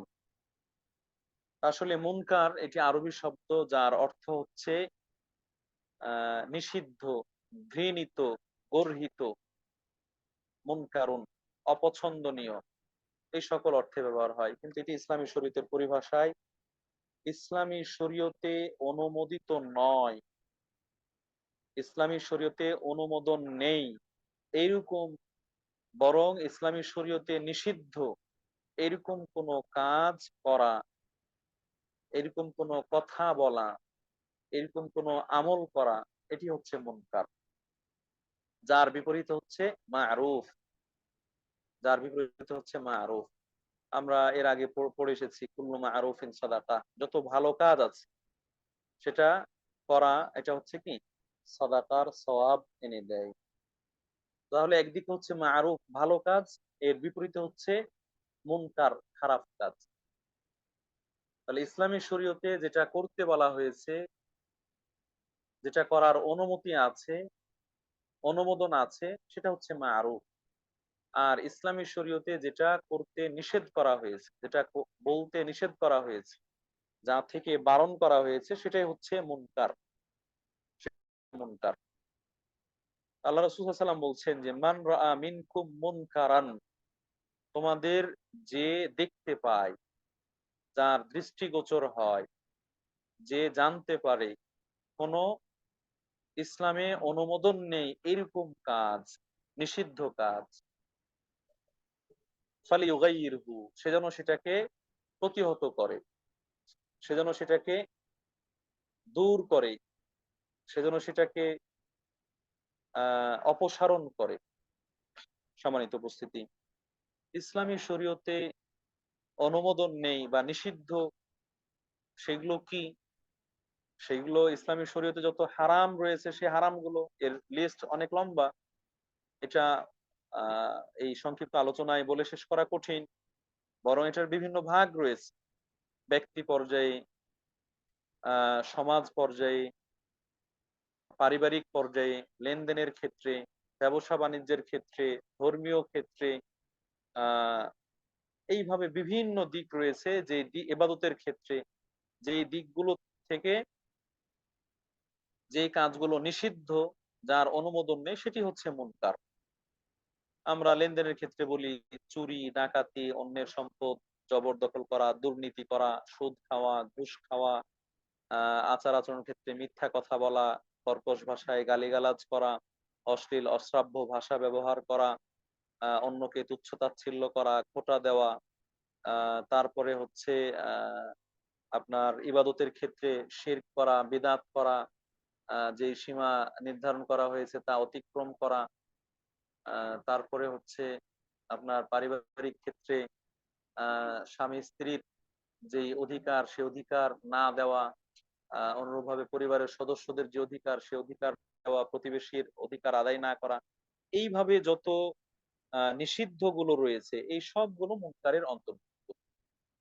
আমরা দেখি সমাজে গান বাজনা, আহ নৃত্য, অশ্লীল নাচ, ইত্যাদি, সেইগুলো পর্দাহীনতা, তারপরে এইভাবে আরো যে সকল অনাচার গুলো দেখি, দুর্নীতি গুলো দেখি, এগুলো সবই, জুলুম গুলো দেখি, এগুলো সবই হচ্ছে মুনকার। তাহলে মুনকার এটা অত্যন্ত ব্যাপক একটি জিনিস। মুনকার এটি অত্যন্ত ব্যাপক একটি জিনিস জিনিস যেন ইসলামী শরীয়তে আমরা যদি একেবারে মৌলিকভাবে ভাগ করি, তাহলে দুটো দিক, একটা হচ্ছে করো, আর একটা হচ্ছে করো না। একটা করো আর একটা করো না।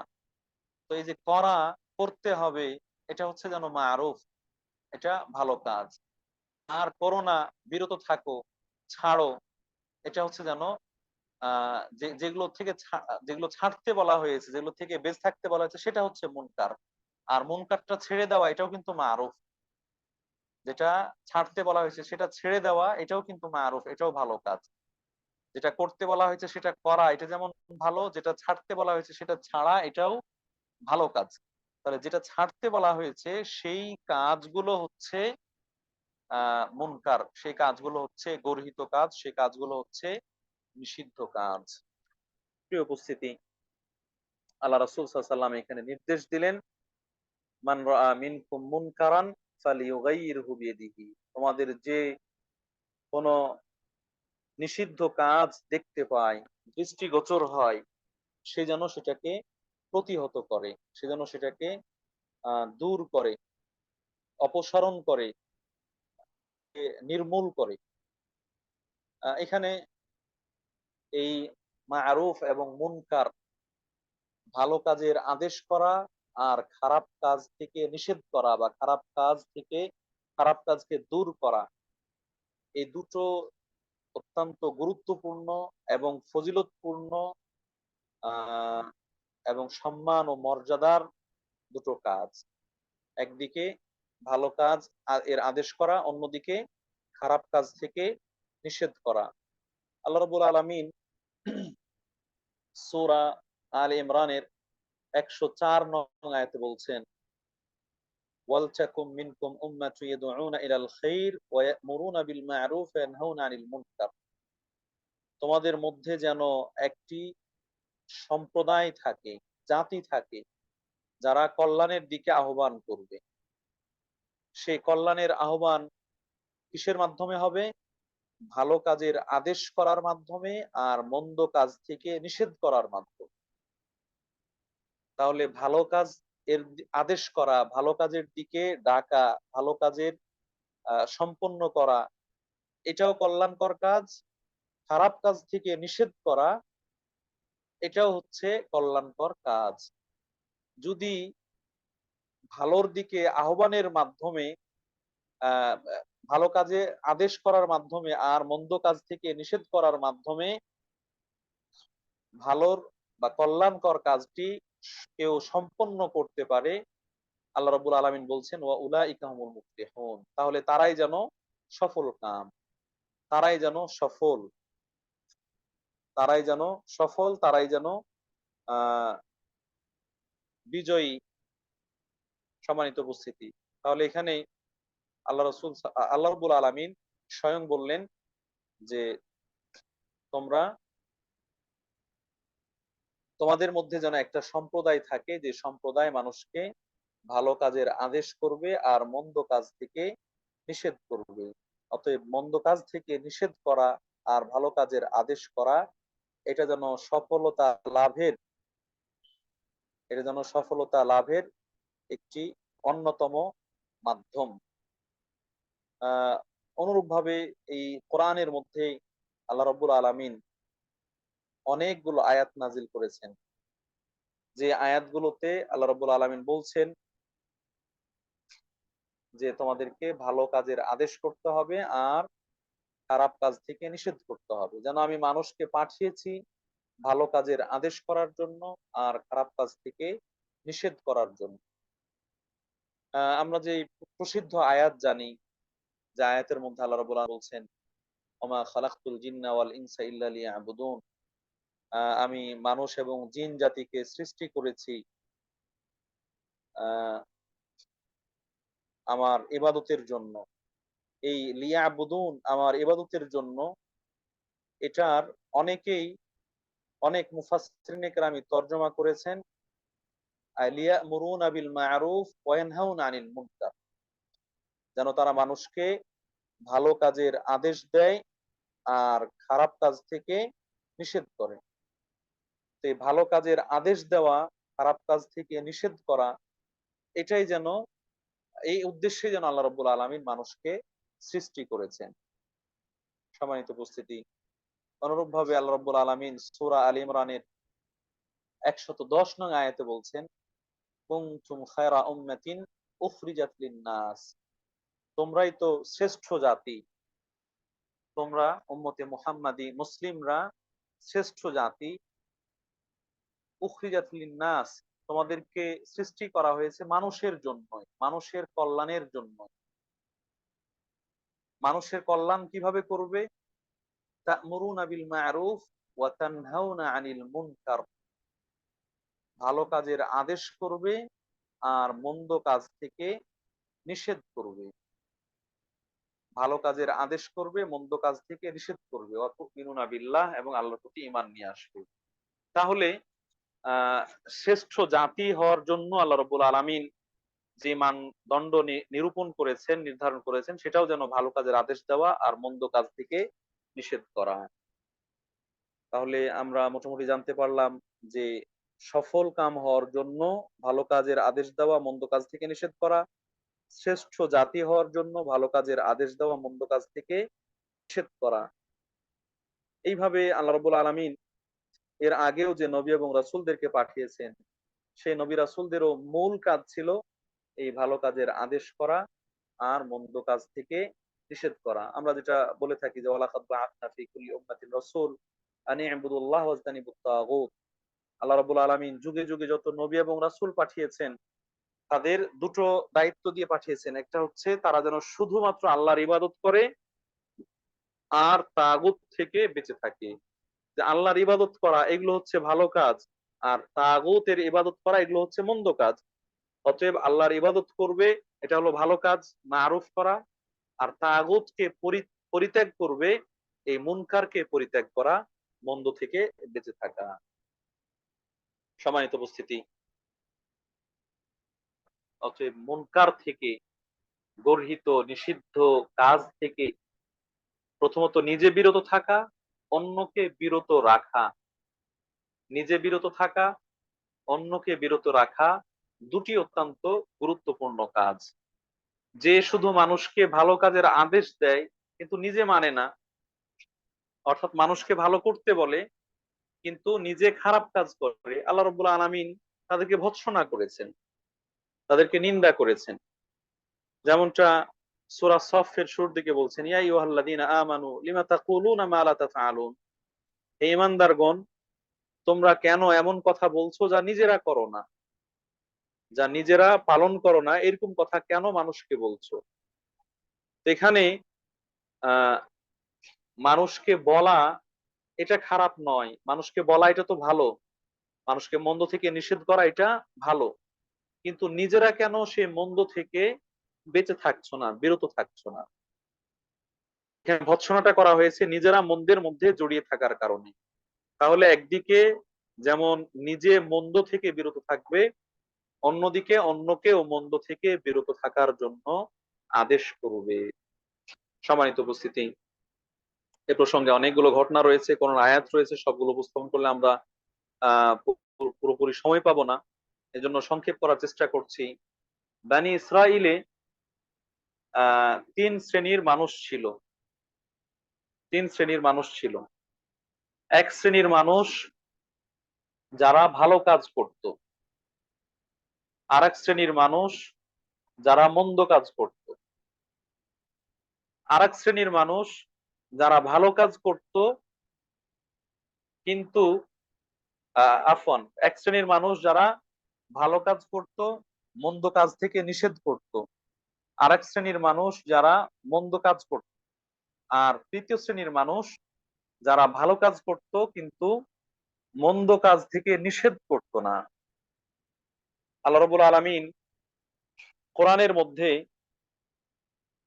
যারা মন্দ থেকে নিষেধ করত তাদের প্রশংসা করেছেন, আর যারা মন্দ কাজ করত তাদের কঠিন শাস্তির কথা, জাহান্নামের কথা বলেছেন। আর যারা ভালো কাজ করত কিন্তু মন্দ থেকে নিষেধ করত না, তাদের ভয়াবহ ভয়াবহ পরিণতির কথা বলেছেন, যে আল্লাহ রাব্বুল আলামিন তাদেরকে বানর এবং শূকরে পরিণত করেছেন, নাউজুবিল্লাহ। যেটি কোরআন আয়াতের মধ্যে উল্লেখ হয়েছে, বনী ইসরাইলদের মধ্যে যাদেরকে শূকর এবং বানরে রূপান্তরিত করা হয়েছে তাদের ব্যাপারে, এবং হাদিসের মধ্যে সেই ঘটনার বিস্তারিত বিবরণ এসেছে। উপস্থিতি, অতএব মন্দ কাজ থেকে নিষেধ করা এটা অত্যন্ত গুরুত্বপূর্ণ কাজ। মন্দ কাজ থেকে আপনাকে নিষেধ করতেই হবে, আপনি যে পর্যায়েরই হন না কেন। ভালো কাজ তো করবেনই, মন্দ কাজ থেকে বিরত থাকবেনই, পাশাপাশি মন্দ কাজ থেকে বাধা দিতে হবে, নিষেধ করতে হবে, এটাও আবশ্যক। যেমনটা আমরা আজকের এই আলোচ্য হাদিস থেকে জানতে পারি। আল্লাহ রাসূল সাল্লাল্লাহু আলাইহি ওয়াসাল্লাম বললেন, মান রাআ মিনকুম মুনকারান ফালিয়ুগাইয়িরহু। তোমাদের মধ্যে যে গর্হিত কাজ দেখবে, নিষিদ্ধ কাজ দেখবে, সে সেটা প্রতিহত করবে, সে সেটা বাধা দিবে, সে সেটাকে দূর করবে। এখন প্রশ্ন আসবে যে আমরা তো অনেক কাজ দেখি যেই কাজ ইসলামী শরীয়তে অনুমোদন নেই, কিন্তু সেই কাজে আমরা বাধা দিতে পারি না, নিষেধ করতে পারি না, দূর করতে পারি না, করতে পারি না। তাহলে কি আমরা ওই বানি ইসরাইলের যে সকল মানুষ আযাবগ্রস্ত হয়েছিল, শাস্তি পেয়েছিল বানর এবং শূকরে পরিণত হয়ে, আমরাও কি সেরকম শাস্তিযোগ্য অপরাধী?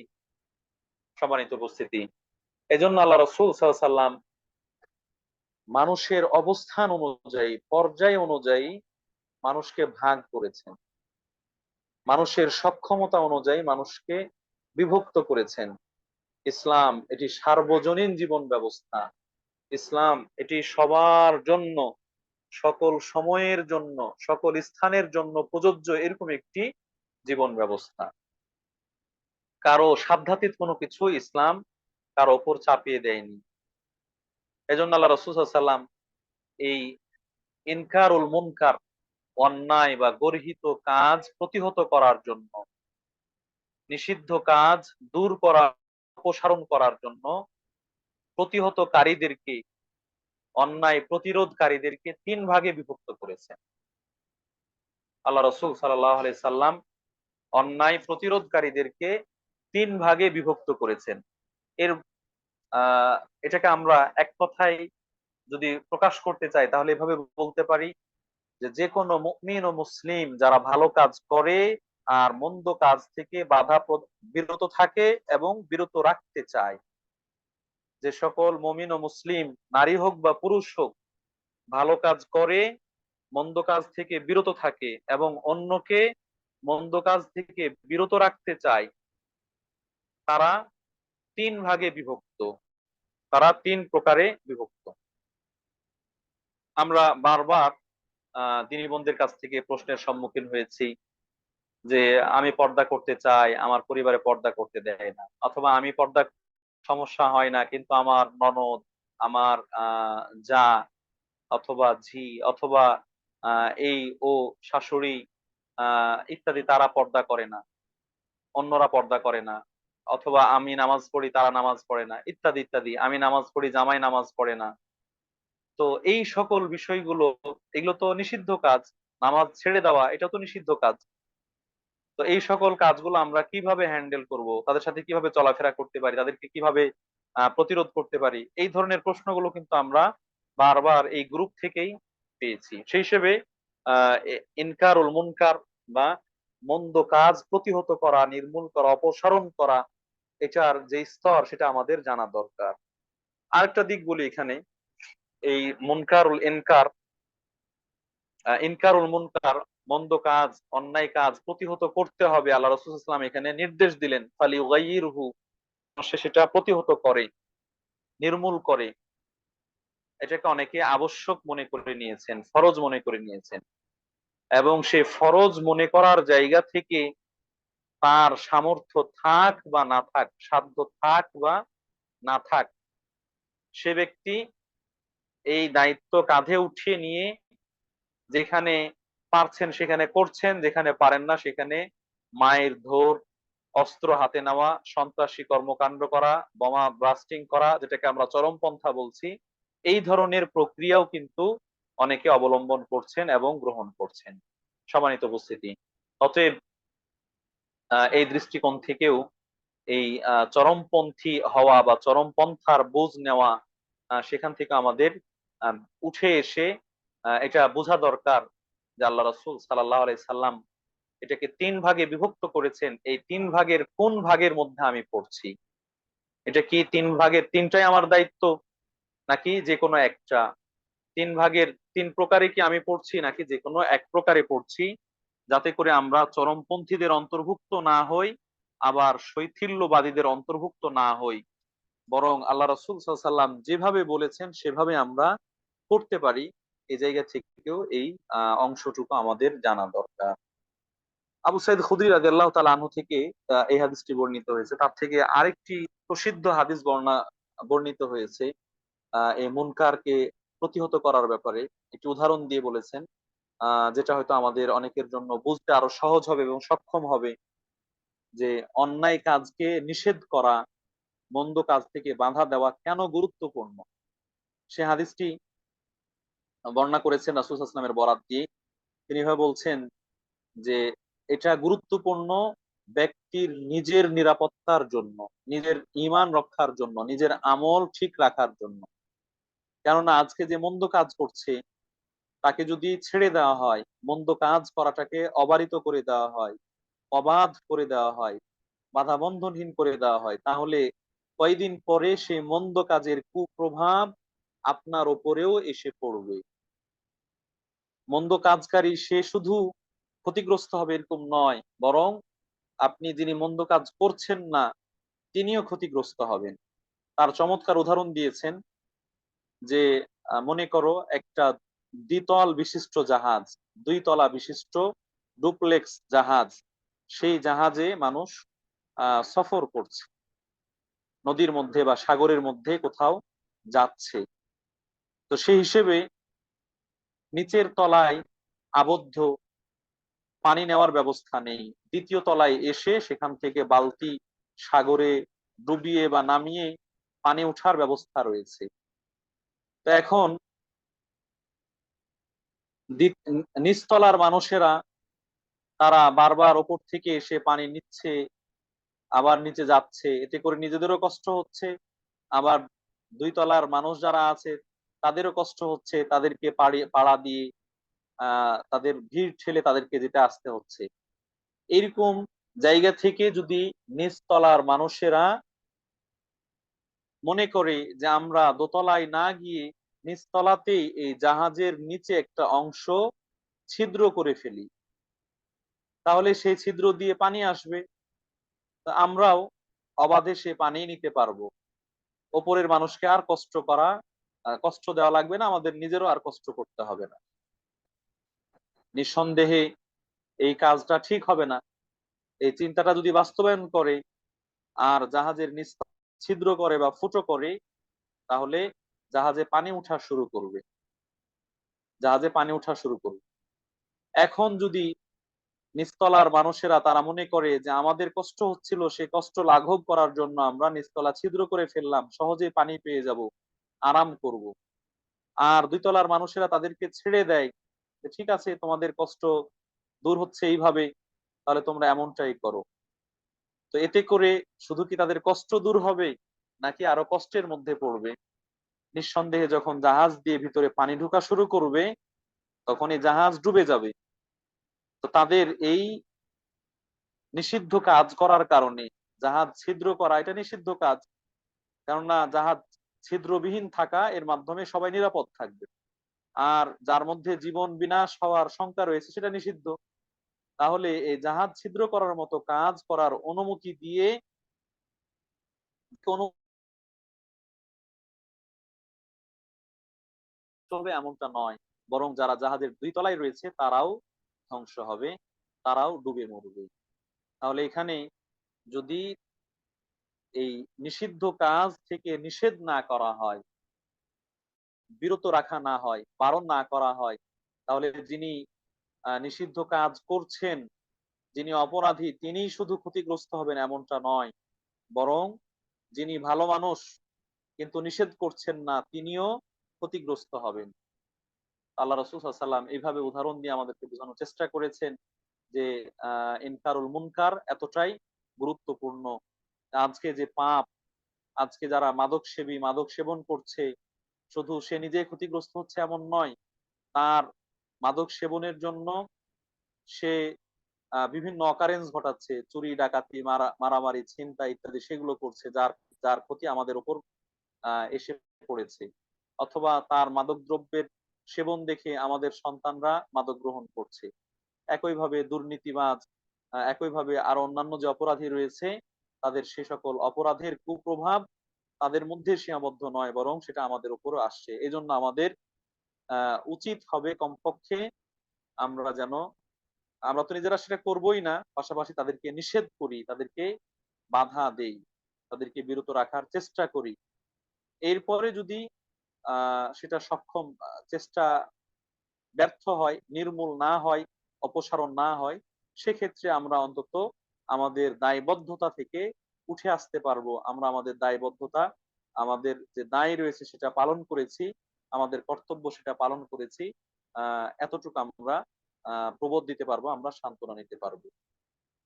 প্রিয় উপস্থিতি, হাদিসের ভাষ্যে আল্লাহ রাসূল সাল্লাল্লাহু আলাইহি ওয়াসাল্লাম যেই ৩ শ্রেণীর মানুষের কথা বলেছেন, মান রাআ মিনকুম মুনকারান ফালিয়ুগাইয়িরহু বিয়াদিহি। তোমাদের মধ্যে যারা যে দেখতে পায় কোনো গর্হিত কাজ, নিষিদ্ধ কাজ, অশ্লীল বেহায়াপনা কাজ, ফালিয়ুগাইয়িরহু বিয়াদিহি, সে যেন সেটাকে প্রতিহত করে, দূর করে, নির্মূল করে, বাধা দেয় তার হাত দিয়ে, স্বহস্তে, নিজ হাতে সেটাকে বাধা দেয়, থামিয়ে দেয়। প্রিয় উপস্থিতি, এখানে যার সেই সক্ষমতা রয়েছে হাত দিয়ে বাধা দেওয়ার, হাত দিয়ে বাধা দেওয়ার, কেননা পরের অংশে আল্লাহ রাসূল সাল্লাল্লাহু আলাইহি ওয়াসাল্লাম বলছেন ফাইন লাম ইয়াস্তাতি ফাবিলিসানিহি, যদি হাত দিয়ে বাধা দিতে সক্ষম না হয় তাহলে সেকেন্ড স্টেপে যাবে, সেকেন্ড স্টেজে যাবে। কিন্তু যতক্ষণ পর্যন্ত সরাসরি বাধা দেওয়ার সুযোগ রয়েছে, ক্ষমতা রয়েছে, শক্তি রয়েছে, সামর্থ্য রয়েছে, তখন হাত দিয়ে বাধা দেওয়া এটাই হচ্ছে আবশ্যক। এটা কেমন? এটা হতে পারে এরকম যে একটা রাষ্ট্রে একজন সাধারণ জনগণ অন্যায়ভাবে আরেকজন জনগণকে হত্যা করছে, আঘাত করছে বা তার সম্পদ ছিনিয়ে নিচ্ছে। এক্ষেত্রে এই রাষ্ট্রের শাসক বা প্রশাসনিক ব্যক্তি বা এই ব্যাপারে যিনি সুনির্দিষ্টভাবে দায়িত্বশীল, তার অধিকার রয়েছে তাকে থামিয়ে দেওয়া, তার এই জুলুম নির্মূল করা, বন্ধ করা, এটা তার অধিকার রয়েছে। অতএব সে তাকে এইভাবেই থামিয়ে দিবে, তার হাত ধরবে, তাকে বন্দী করবে, বা প্রয়োজনে চপেটাঘাত করার দরকার হলে চড় থাপ্পড় মারবে ইত্যাদি। এই জায়গায় তার সক্ষমতা রয়েছে। আমরা আরো ক্ষুদ্র পর্যায়ে আসি। একটা পরিবার, যে পরিবারে পিতামাতা হচ্ছেন পরিবারের কর্তা বা স্বামী স্ত্রীর দায়িত্বশীল। স্ত্রী যদি অন্যায় করে, যেমন স্ত্রী পর্দা করে না, বেপর্দা, অথবা স্ত্রী নামাজ পড়ে না, স্ত্রী গান শোনে, আল্লাহ হেফাজত করুন, এরকম যদি হয়, তাহলে এই জায়গায় স্ত্রী হলো স্বামীর অধীনে, স্বামীর কর্তৃত্ব আছে স্ত্রীকে জোর করার, বাধ্য করার। তুমি নামাজ পড়ো, না হলে তোমার ভরণ পোষণ দিব না। তুমি নামাজ পড়ো, না হলে তোমার সাথে দৈহিক সম্পর্ক করব না। তুমি নামাজ পড়ো, না হলে প্রহার করব, ইত্যাদি বিভিন্ন অ্যাকশন নেওয়ার সুযোগ রয়েছে স্বামীর জন্য। তো এই জায়গায় স্বামীর কর্তব্য, পিতামাতা সন্তানের ওপর কর্তৃত্ব প্রতিষ্ঠা করার সুযোগ রয়েছে।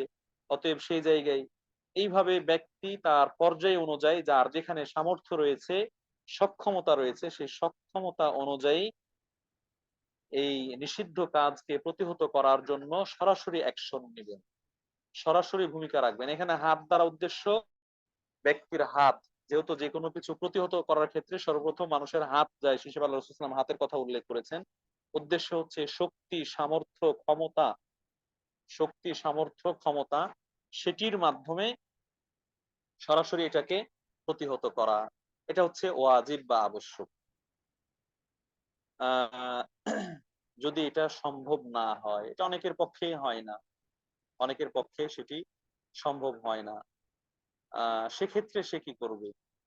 আমাদের সমাজে আশপাশে অনেক এ ধরনের অপরাধ সংঘটিত হচ্ছে, যেটা হয়তো পরিবারের মধ্যে নয়, সমাজের মধ্যে আছে, যেটা হয়তো রাষ্ট্রের মধ্যে আছে, কিন্তু এটা ব্যক্তি পর্যায়ে প্রতিহত করার সুযোগ নেই, সম্ভব নয়।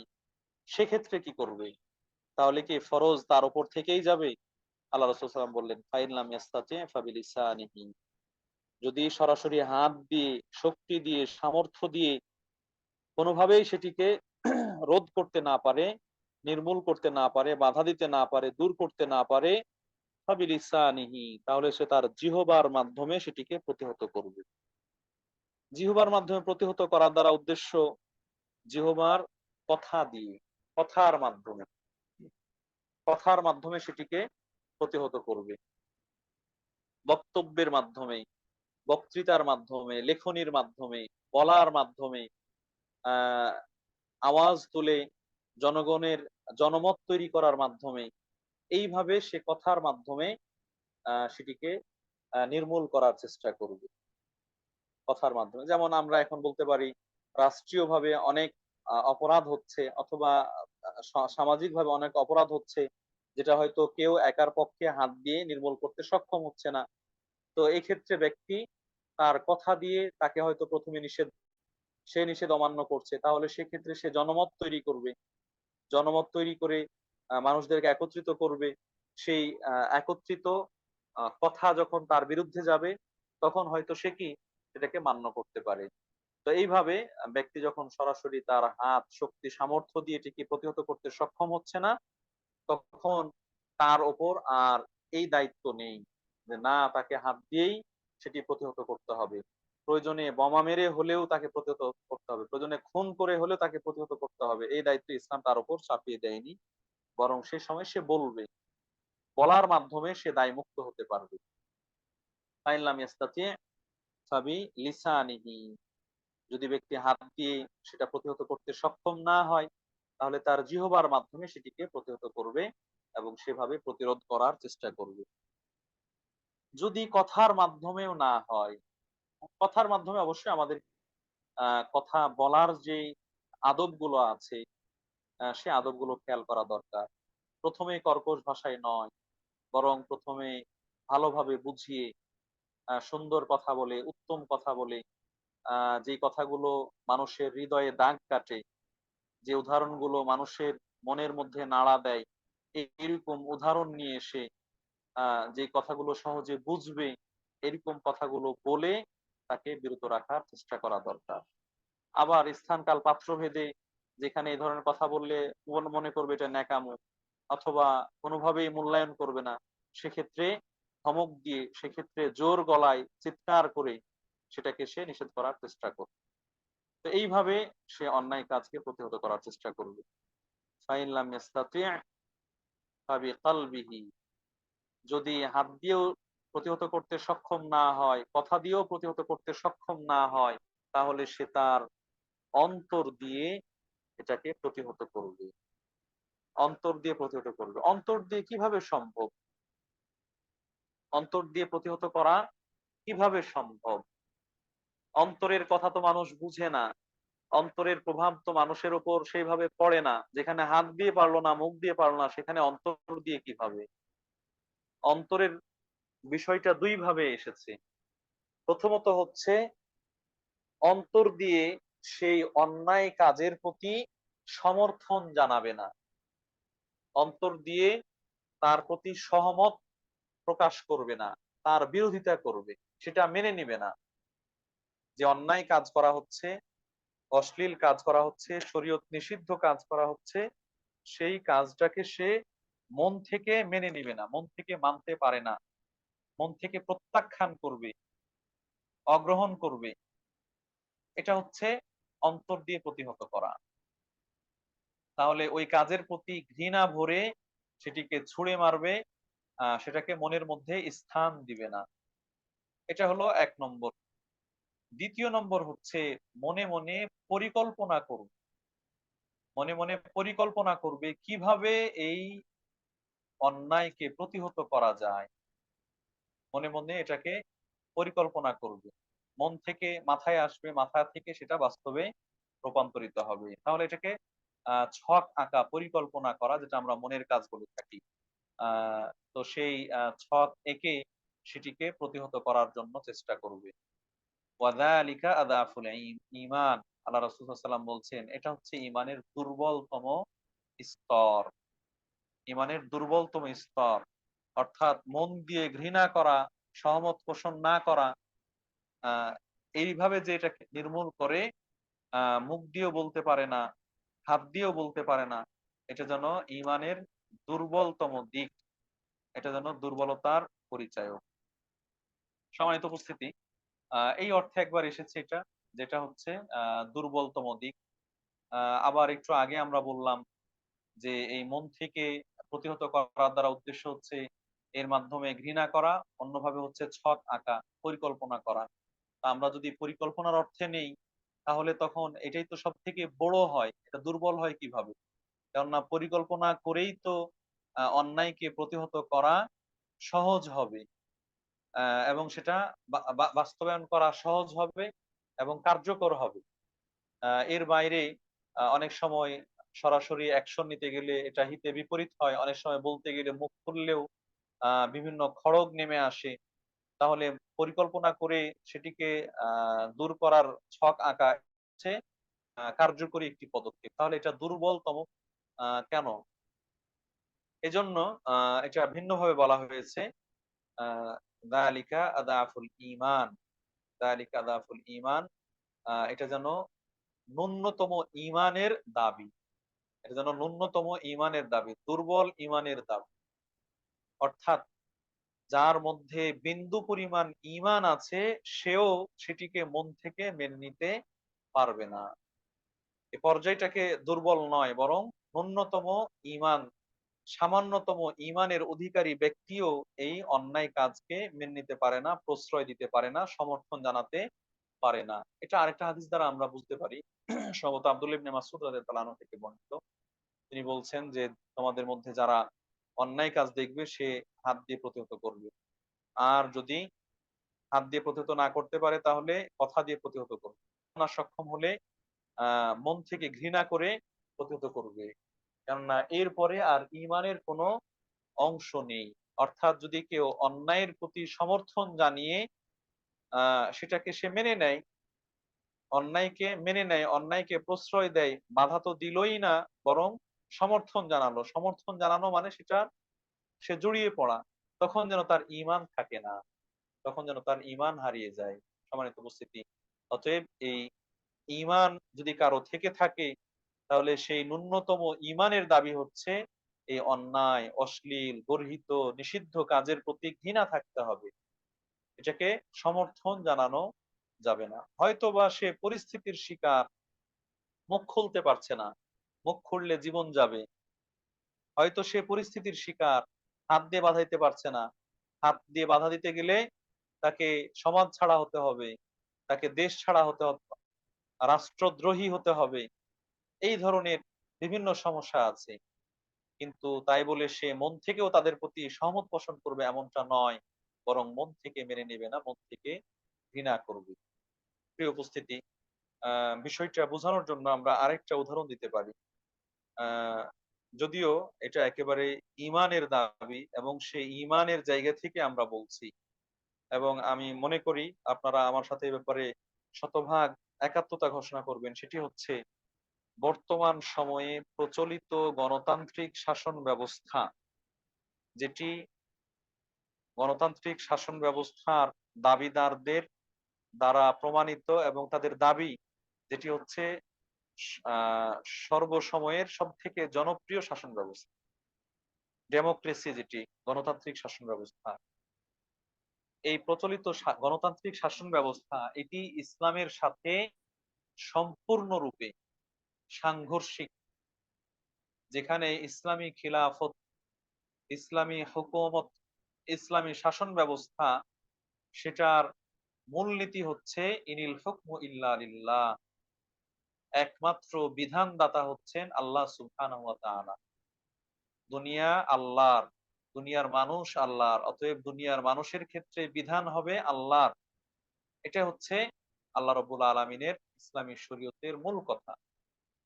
কিন্তু প্রচলিত গণতান্ত্রিক শাসন ব্যবস্থার মূল কথা হচ্ছে জনগণই সকল ক্ষমতার উৎস। জনগণ সকল ক্ষমতার উৎস।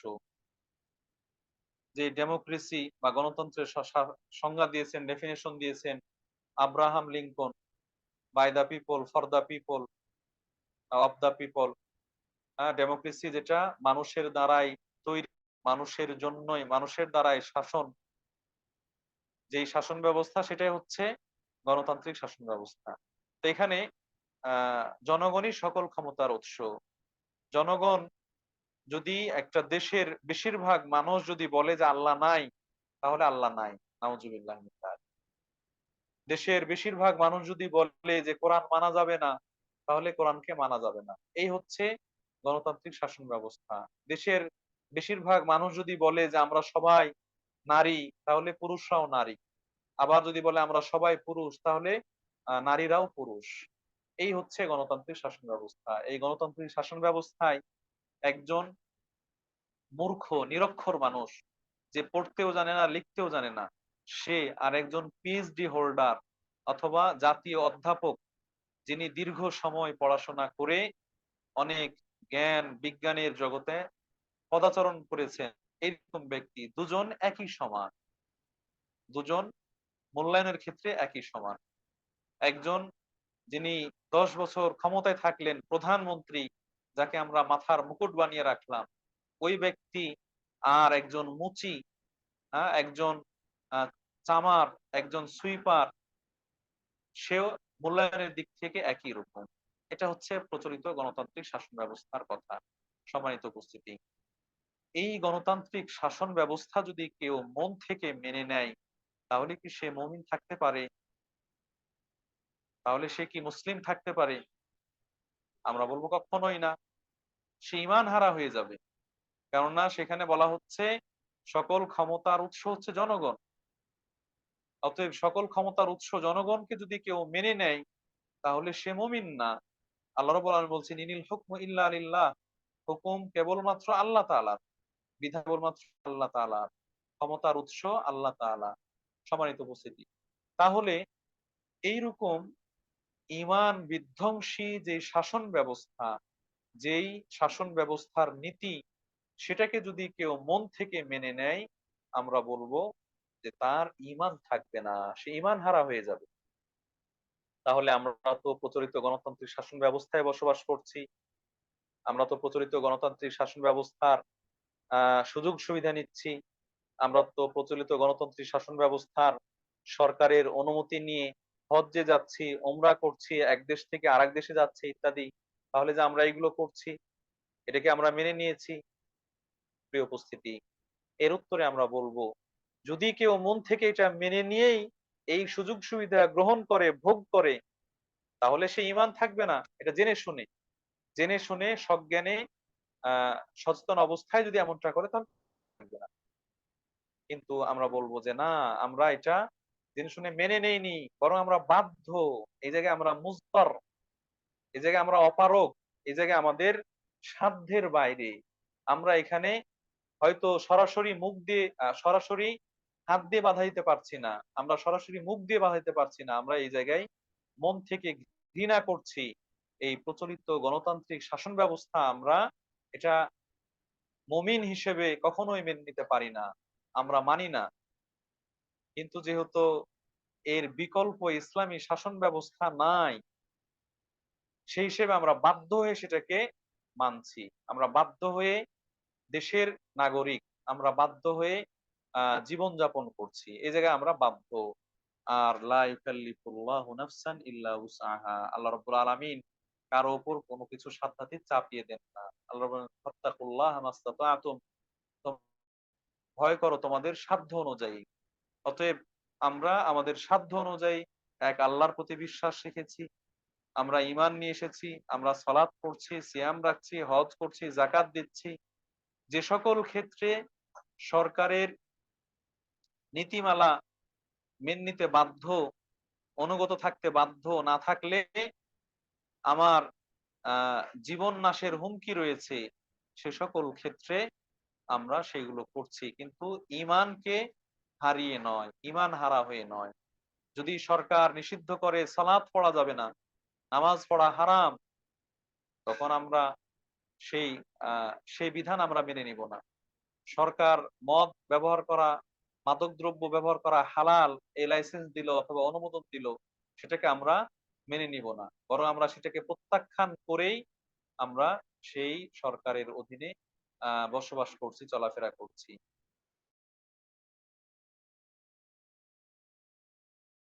মাধ্যমে যে প্রচলিত গণতান্ত্রিক শাসন ব্যবস্থা, এটা ইসলামের সাথে সাংঘর্ষিক, আর এটি একটি মুনকার, এটি একটি গর্হিত কাজ, নিষিদ্ধ কাজ। এই নিষিদ্ধ কাজকে যদি কারো পক্ষে হাত দিয়ে বাধা দেওয়া সম্ভব হয়, তাহলে হাত দিয়ে বাধা দিবে, সম্ভব না হলে কথা দিয়ে বাধা দিবে। আমরা যেমন প্রচলিত গণতান্ত্রিক শাসন ব্যবস্থার বিরুদ্ধে বলছি, এটা আমরা সেটাকে বিরত রাখার, বাধা দেওয়ার চেষ্টা করছি। এতটুকু যদি আমরা সক্ষম না হই, তাহলে আমরা মন থেকে ঘৃণা করব, এবং এই প্রচলিত গণতান্ত্রিক শাসন ব্যবস্থা যেন দুরভিত হয়, ইসলামী সাম্রাজ্য, ইসলামী শাসন, ইসলামী খিলাফত প্রতিষ্ঠিত হয়, সেজন্য আমরা ছক আঁকছি, আমরা প্ল্যান করছি। রাসূলুল্লাহ সাল্লাল্লাহু আলাইহি ওয়াসাল্লাম যেভাবে প্ল্যান করেছেন, ব্যক্তি সংশোধন, পরিবার সংশোধন, সমাজ সংস্কার, জাতীয় পর্যায়ে এবং আন্তর্জাতিক, সেইভাবে আমরা এগিয়ে যাচ্ছি, যাওয়ার চেষ্টা করছি। রব্বুল আলামিন আমাদেরকে সঠিক বুঝ দান করুন। সঠিক বুঝ অনুযায়ী আ আমাদেরকে আমাদের জীবনে চলার তৌফিক দান করুন। আমিন।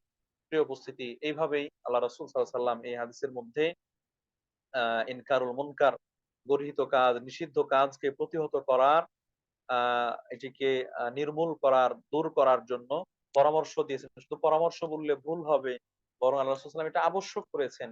ঈমানের দাবি থাকলে অবশ্যই ইনকারুল মুনকার হতে হবে। গর্হিত কাজকে আ দূরভীত করার জন্য মন থেকে ঘৃণা এবং পরিকল্পনা কমপক্ষে হলেও থাকতে হবে।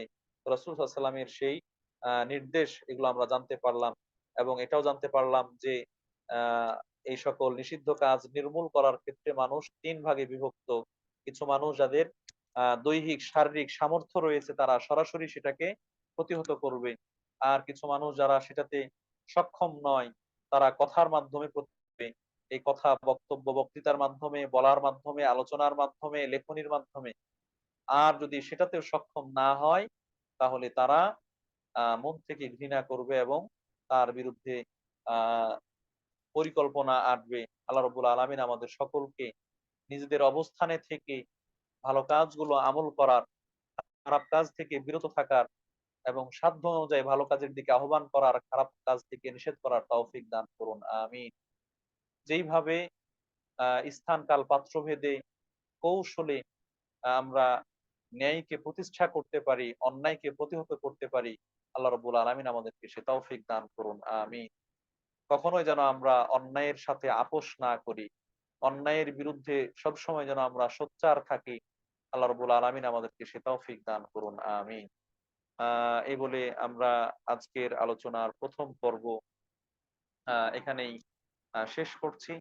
২য় পর্ব, প্রশ্নোত্তর পর্বে যাব আমরা। তার আগে আমরা দোয়া করি। আজকে কষ্ট করে যারা এই আয়োজন করেছেন, আয়োজনের ব্যবস্থা করেছেন, প্রাণবন্ত আয়োজনের সুযোগ করে দিয়েছেন, আল্লাহ রাব্বুল আলামিন সংশ্লিষ্ট সকলকে জাযায়ে খায়ের দান করুন।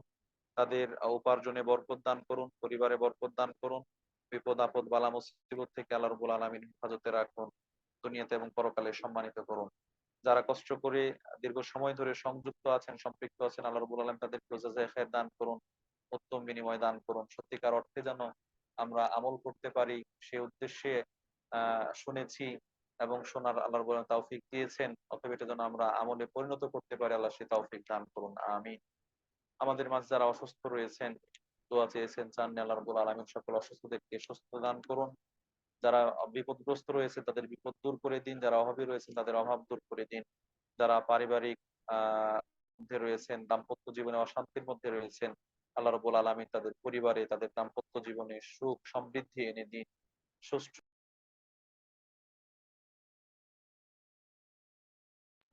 বসবাস করতে পারে, বেঁচে থাকতে পারে, আল্লাহ রাব্বুল আলামিন সে তৌফিক দান করুন।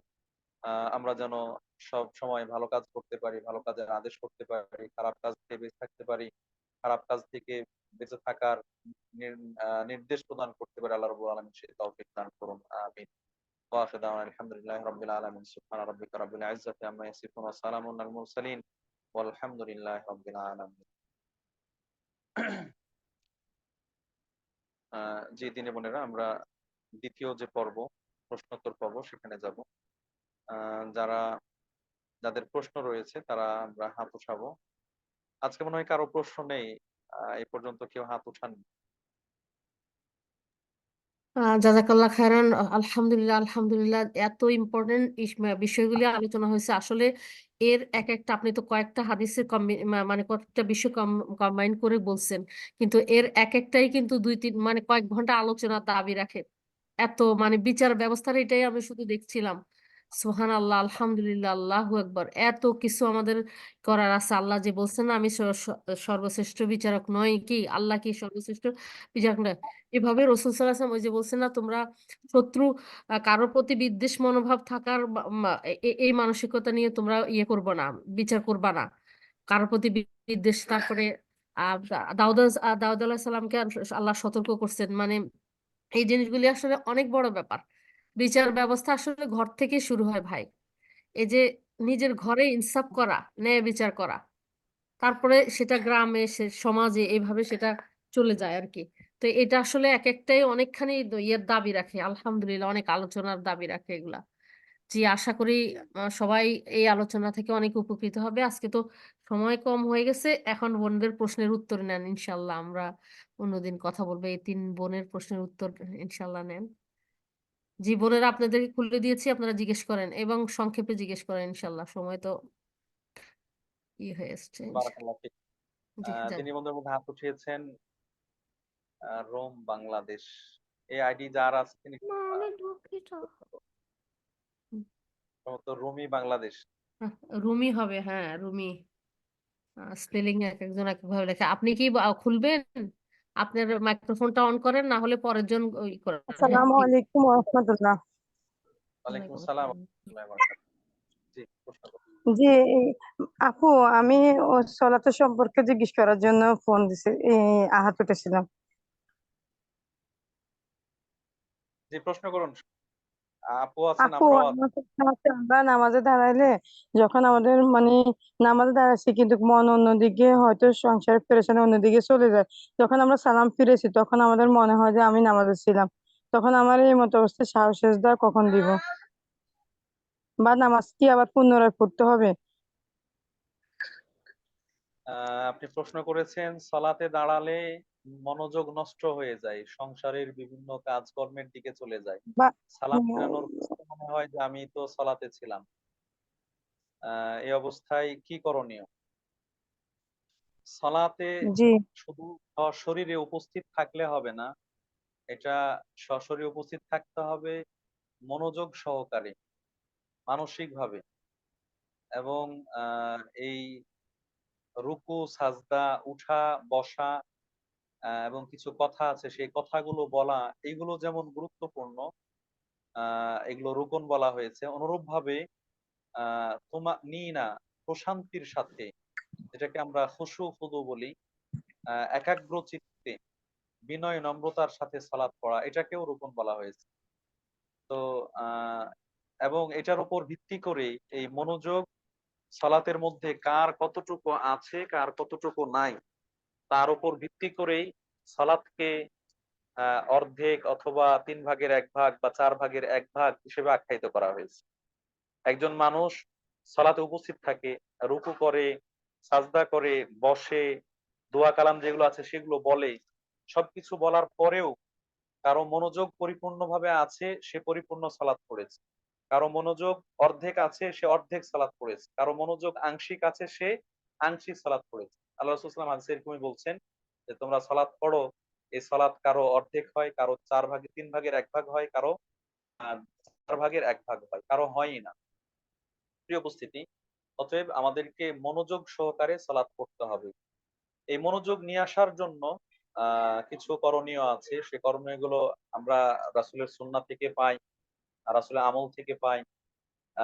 যেন বিশেষ করে ফরজ নামাজের মধ্যে মনোযোগ থাকে, এজন্য ফরজ শুরু করার আগে সুন্নাত, মুস্তাহাব, নফল বিভিন্ন নামাজ রয়েছে সেগুলো পড়ি।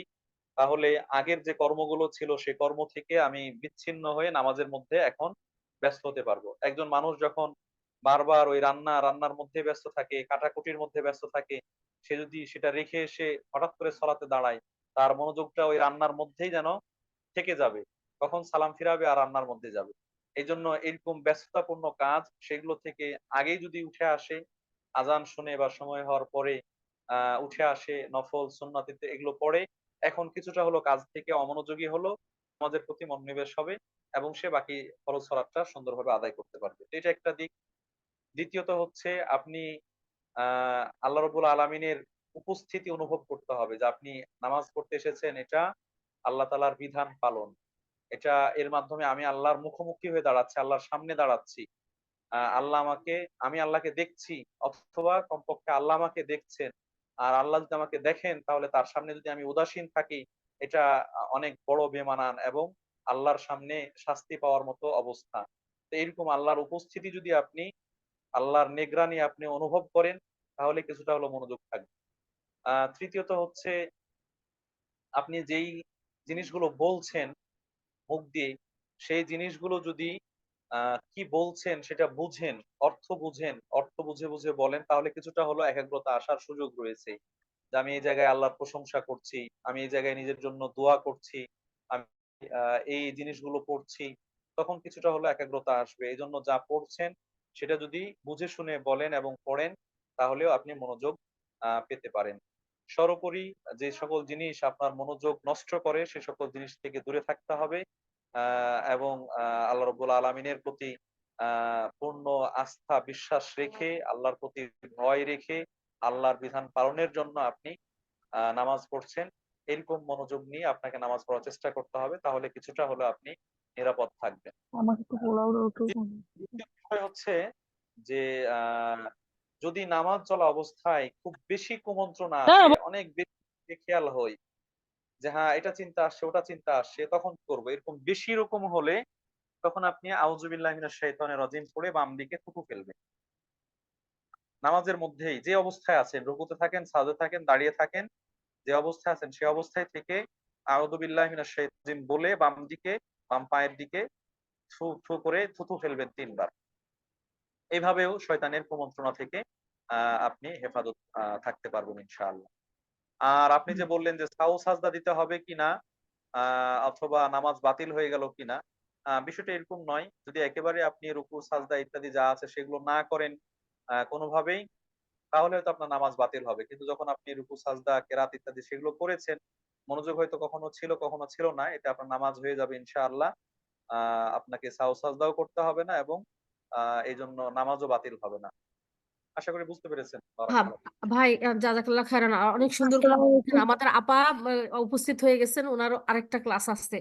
বোনেরা পরবর্তী প্রশ্নগুলি ইনশাল্লাহ আপার সময় থাকলে আপা দিবেন, নাহলে অন্য সময় আপনারা আমাকে পাঠিয়ে দিবেন, আমি ভাইয়ের কাছে পাঠিয়ে দিব। ঠিক আছে? এখন আর প্রশ্ন না, শাইন আপা অলরেডি এসে গেছেন। ঠিক আছে, ইনশাল্লাহ উনি অপেক্ষা করছেন ক্লাস শুরু করার জন্য। ইনশাল্লাহ জাজাকাল্লাহ খাইরান ভাই। আলহামদুলিল্লাহ রাব্বিল আলামিন, অনেক অনেক চমৎকার করে আপনি ইয়ে দিচ্ছিলেন কিভাবে খুশি খুশির সাথে। ইনশাল্লাহ শুধু সময়ের কারণে আমরা নিশ্চয়ই নেক্সট টাইম ইয়ে করবো আল্লাহ জি, রহমতে। জি, ইনশাল্লাহ। জি জাজাকাল্লাহ খাইরান। সবাই আপুরা ভালো। ইয়ে করেন ইনশাল্লাহ, আপার আপার ক্লাসে সবাই জয়েন হন ইনশাল্লাহ। জি ইনশাল্লাহ ভাই, আপনাকেও আল্লাহ উত্তম বিনিময় দান করুন। আমিন ইয়া রাব্বাল আলামিন। আসসালামু আলাইকুম ওয়া রাহমাতুল্লাহি ওয়া বারাকাতুহু। সুবহানাকাল্লাহুম্মা ওয়া বিহামদিকা আশহাদু আল লা ইলাহা ইল্লা আনতা আস্তাগফিরুকা ওয়া আতুবু ইলাইক। হ্যাঁ আপা, আসসালামু আলাইকুম ওয়া রাহমাতুল্লাহি ওয়া বারাকাতুহু। আমি আপনাকে কো-হোস্ট করে দিয়েছি, আপা আনমিউট করতে পারেন, উনি চলে গেছেন।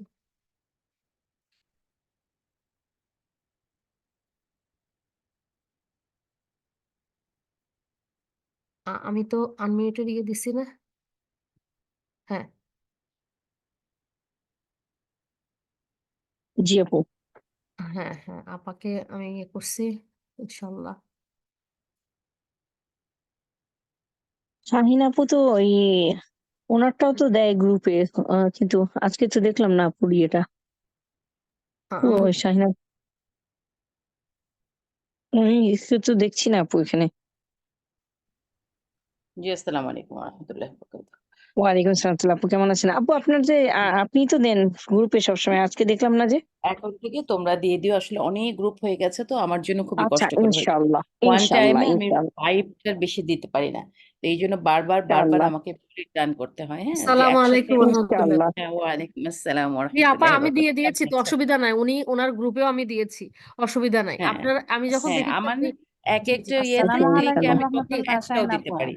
জি জি, জি, কোনো ওয়ালাইকুম অসুবিধা নাই। আসসালাম। আমরা একজন এক জায়গায় একবার পেলেই তো হলো, তারপরে হ্যাঁ, আপনার পরে আবার আবার হ্যাঁ আমরা তাও ঠিক, রিমাইন্ডার দিই। ইনশাআল্লাহ। রিমাইন্ডার দিই, আর হ্যাঁ, জি বারবার দিলে মানুষ হাসিনা ইয়ে রেকর্ডিং হয়। রেকর্ডিংটা বন্ধ করে দাও। হ্যাঁ, আমার আসসালামু এখানে আর আলাইকুম রেকর্ডিং নাই। হ্যাঁ, রহমতুল্লাহ। ও আচ্ছা আচ্ছা।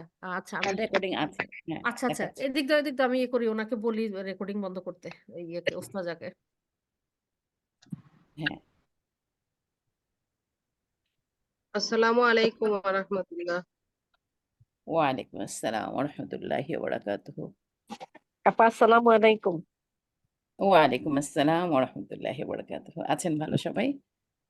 জি আপু, আলহামদুলিল্লাহ। আলহামদুলিল্লাহ। আপনি ভালো আছেন আপু? আসসালামু আলাইকুম আপু ওয়া রাহমাতুল্লাহি ওয়া বারাকাতুহু।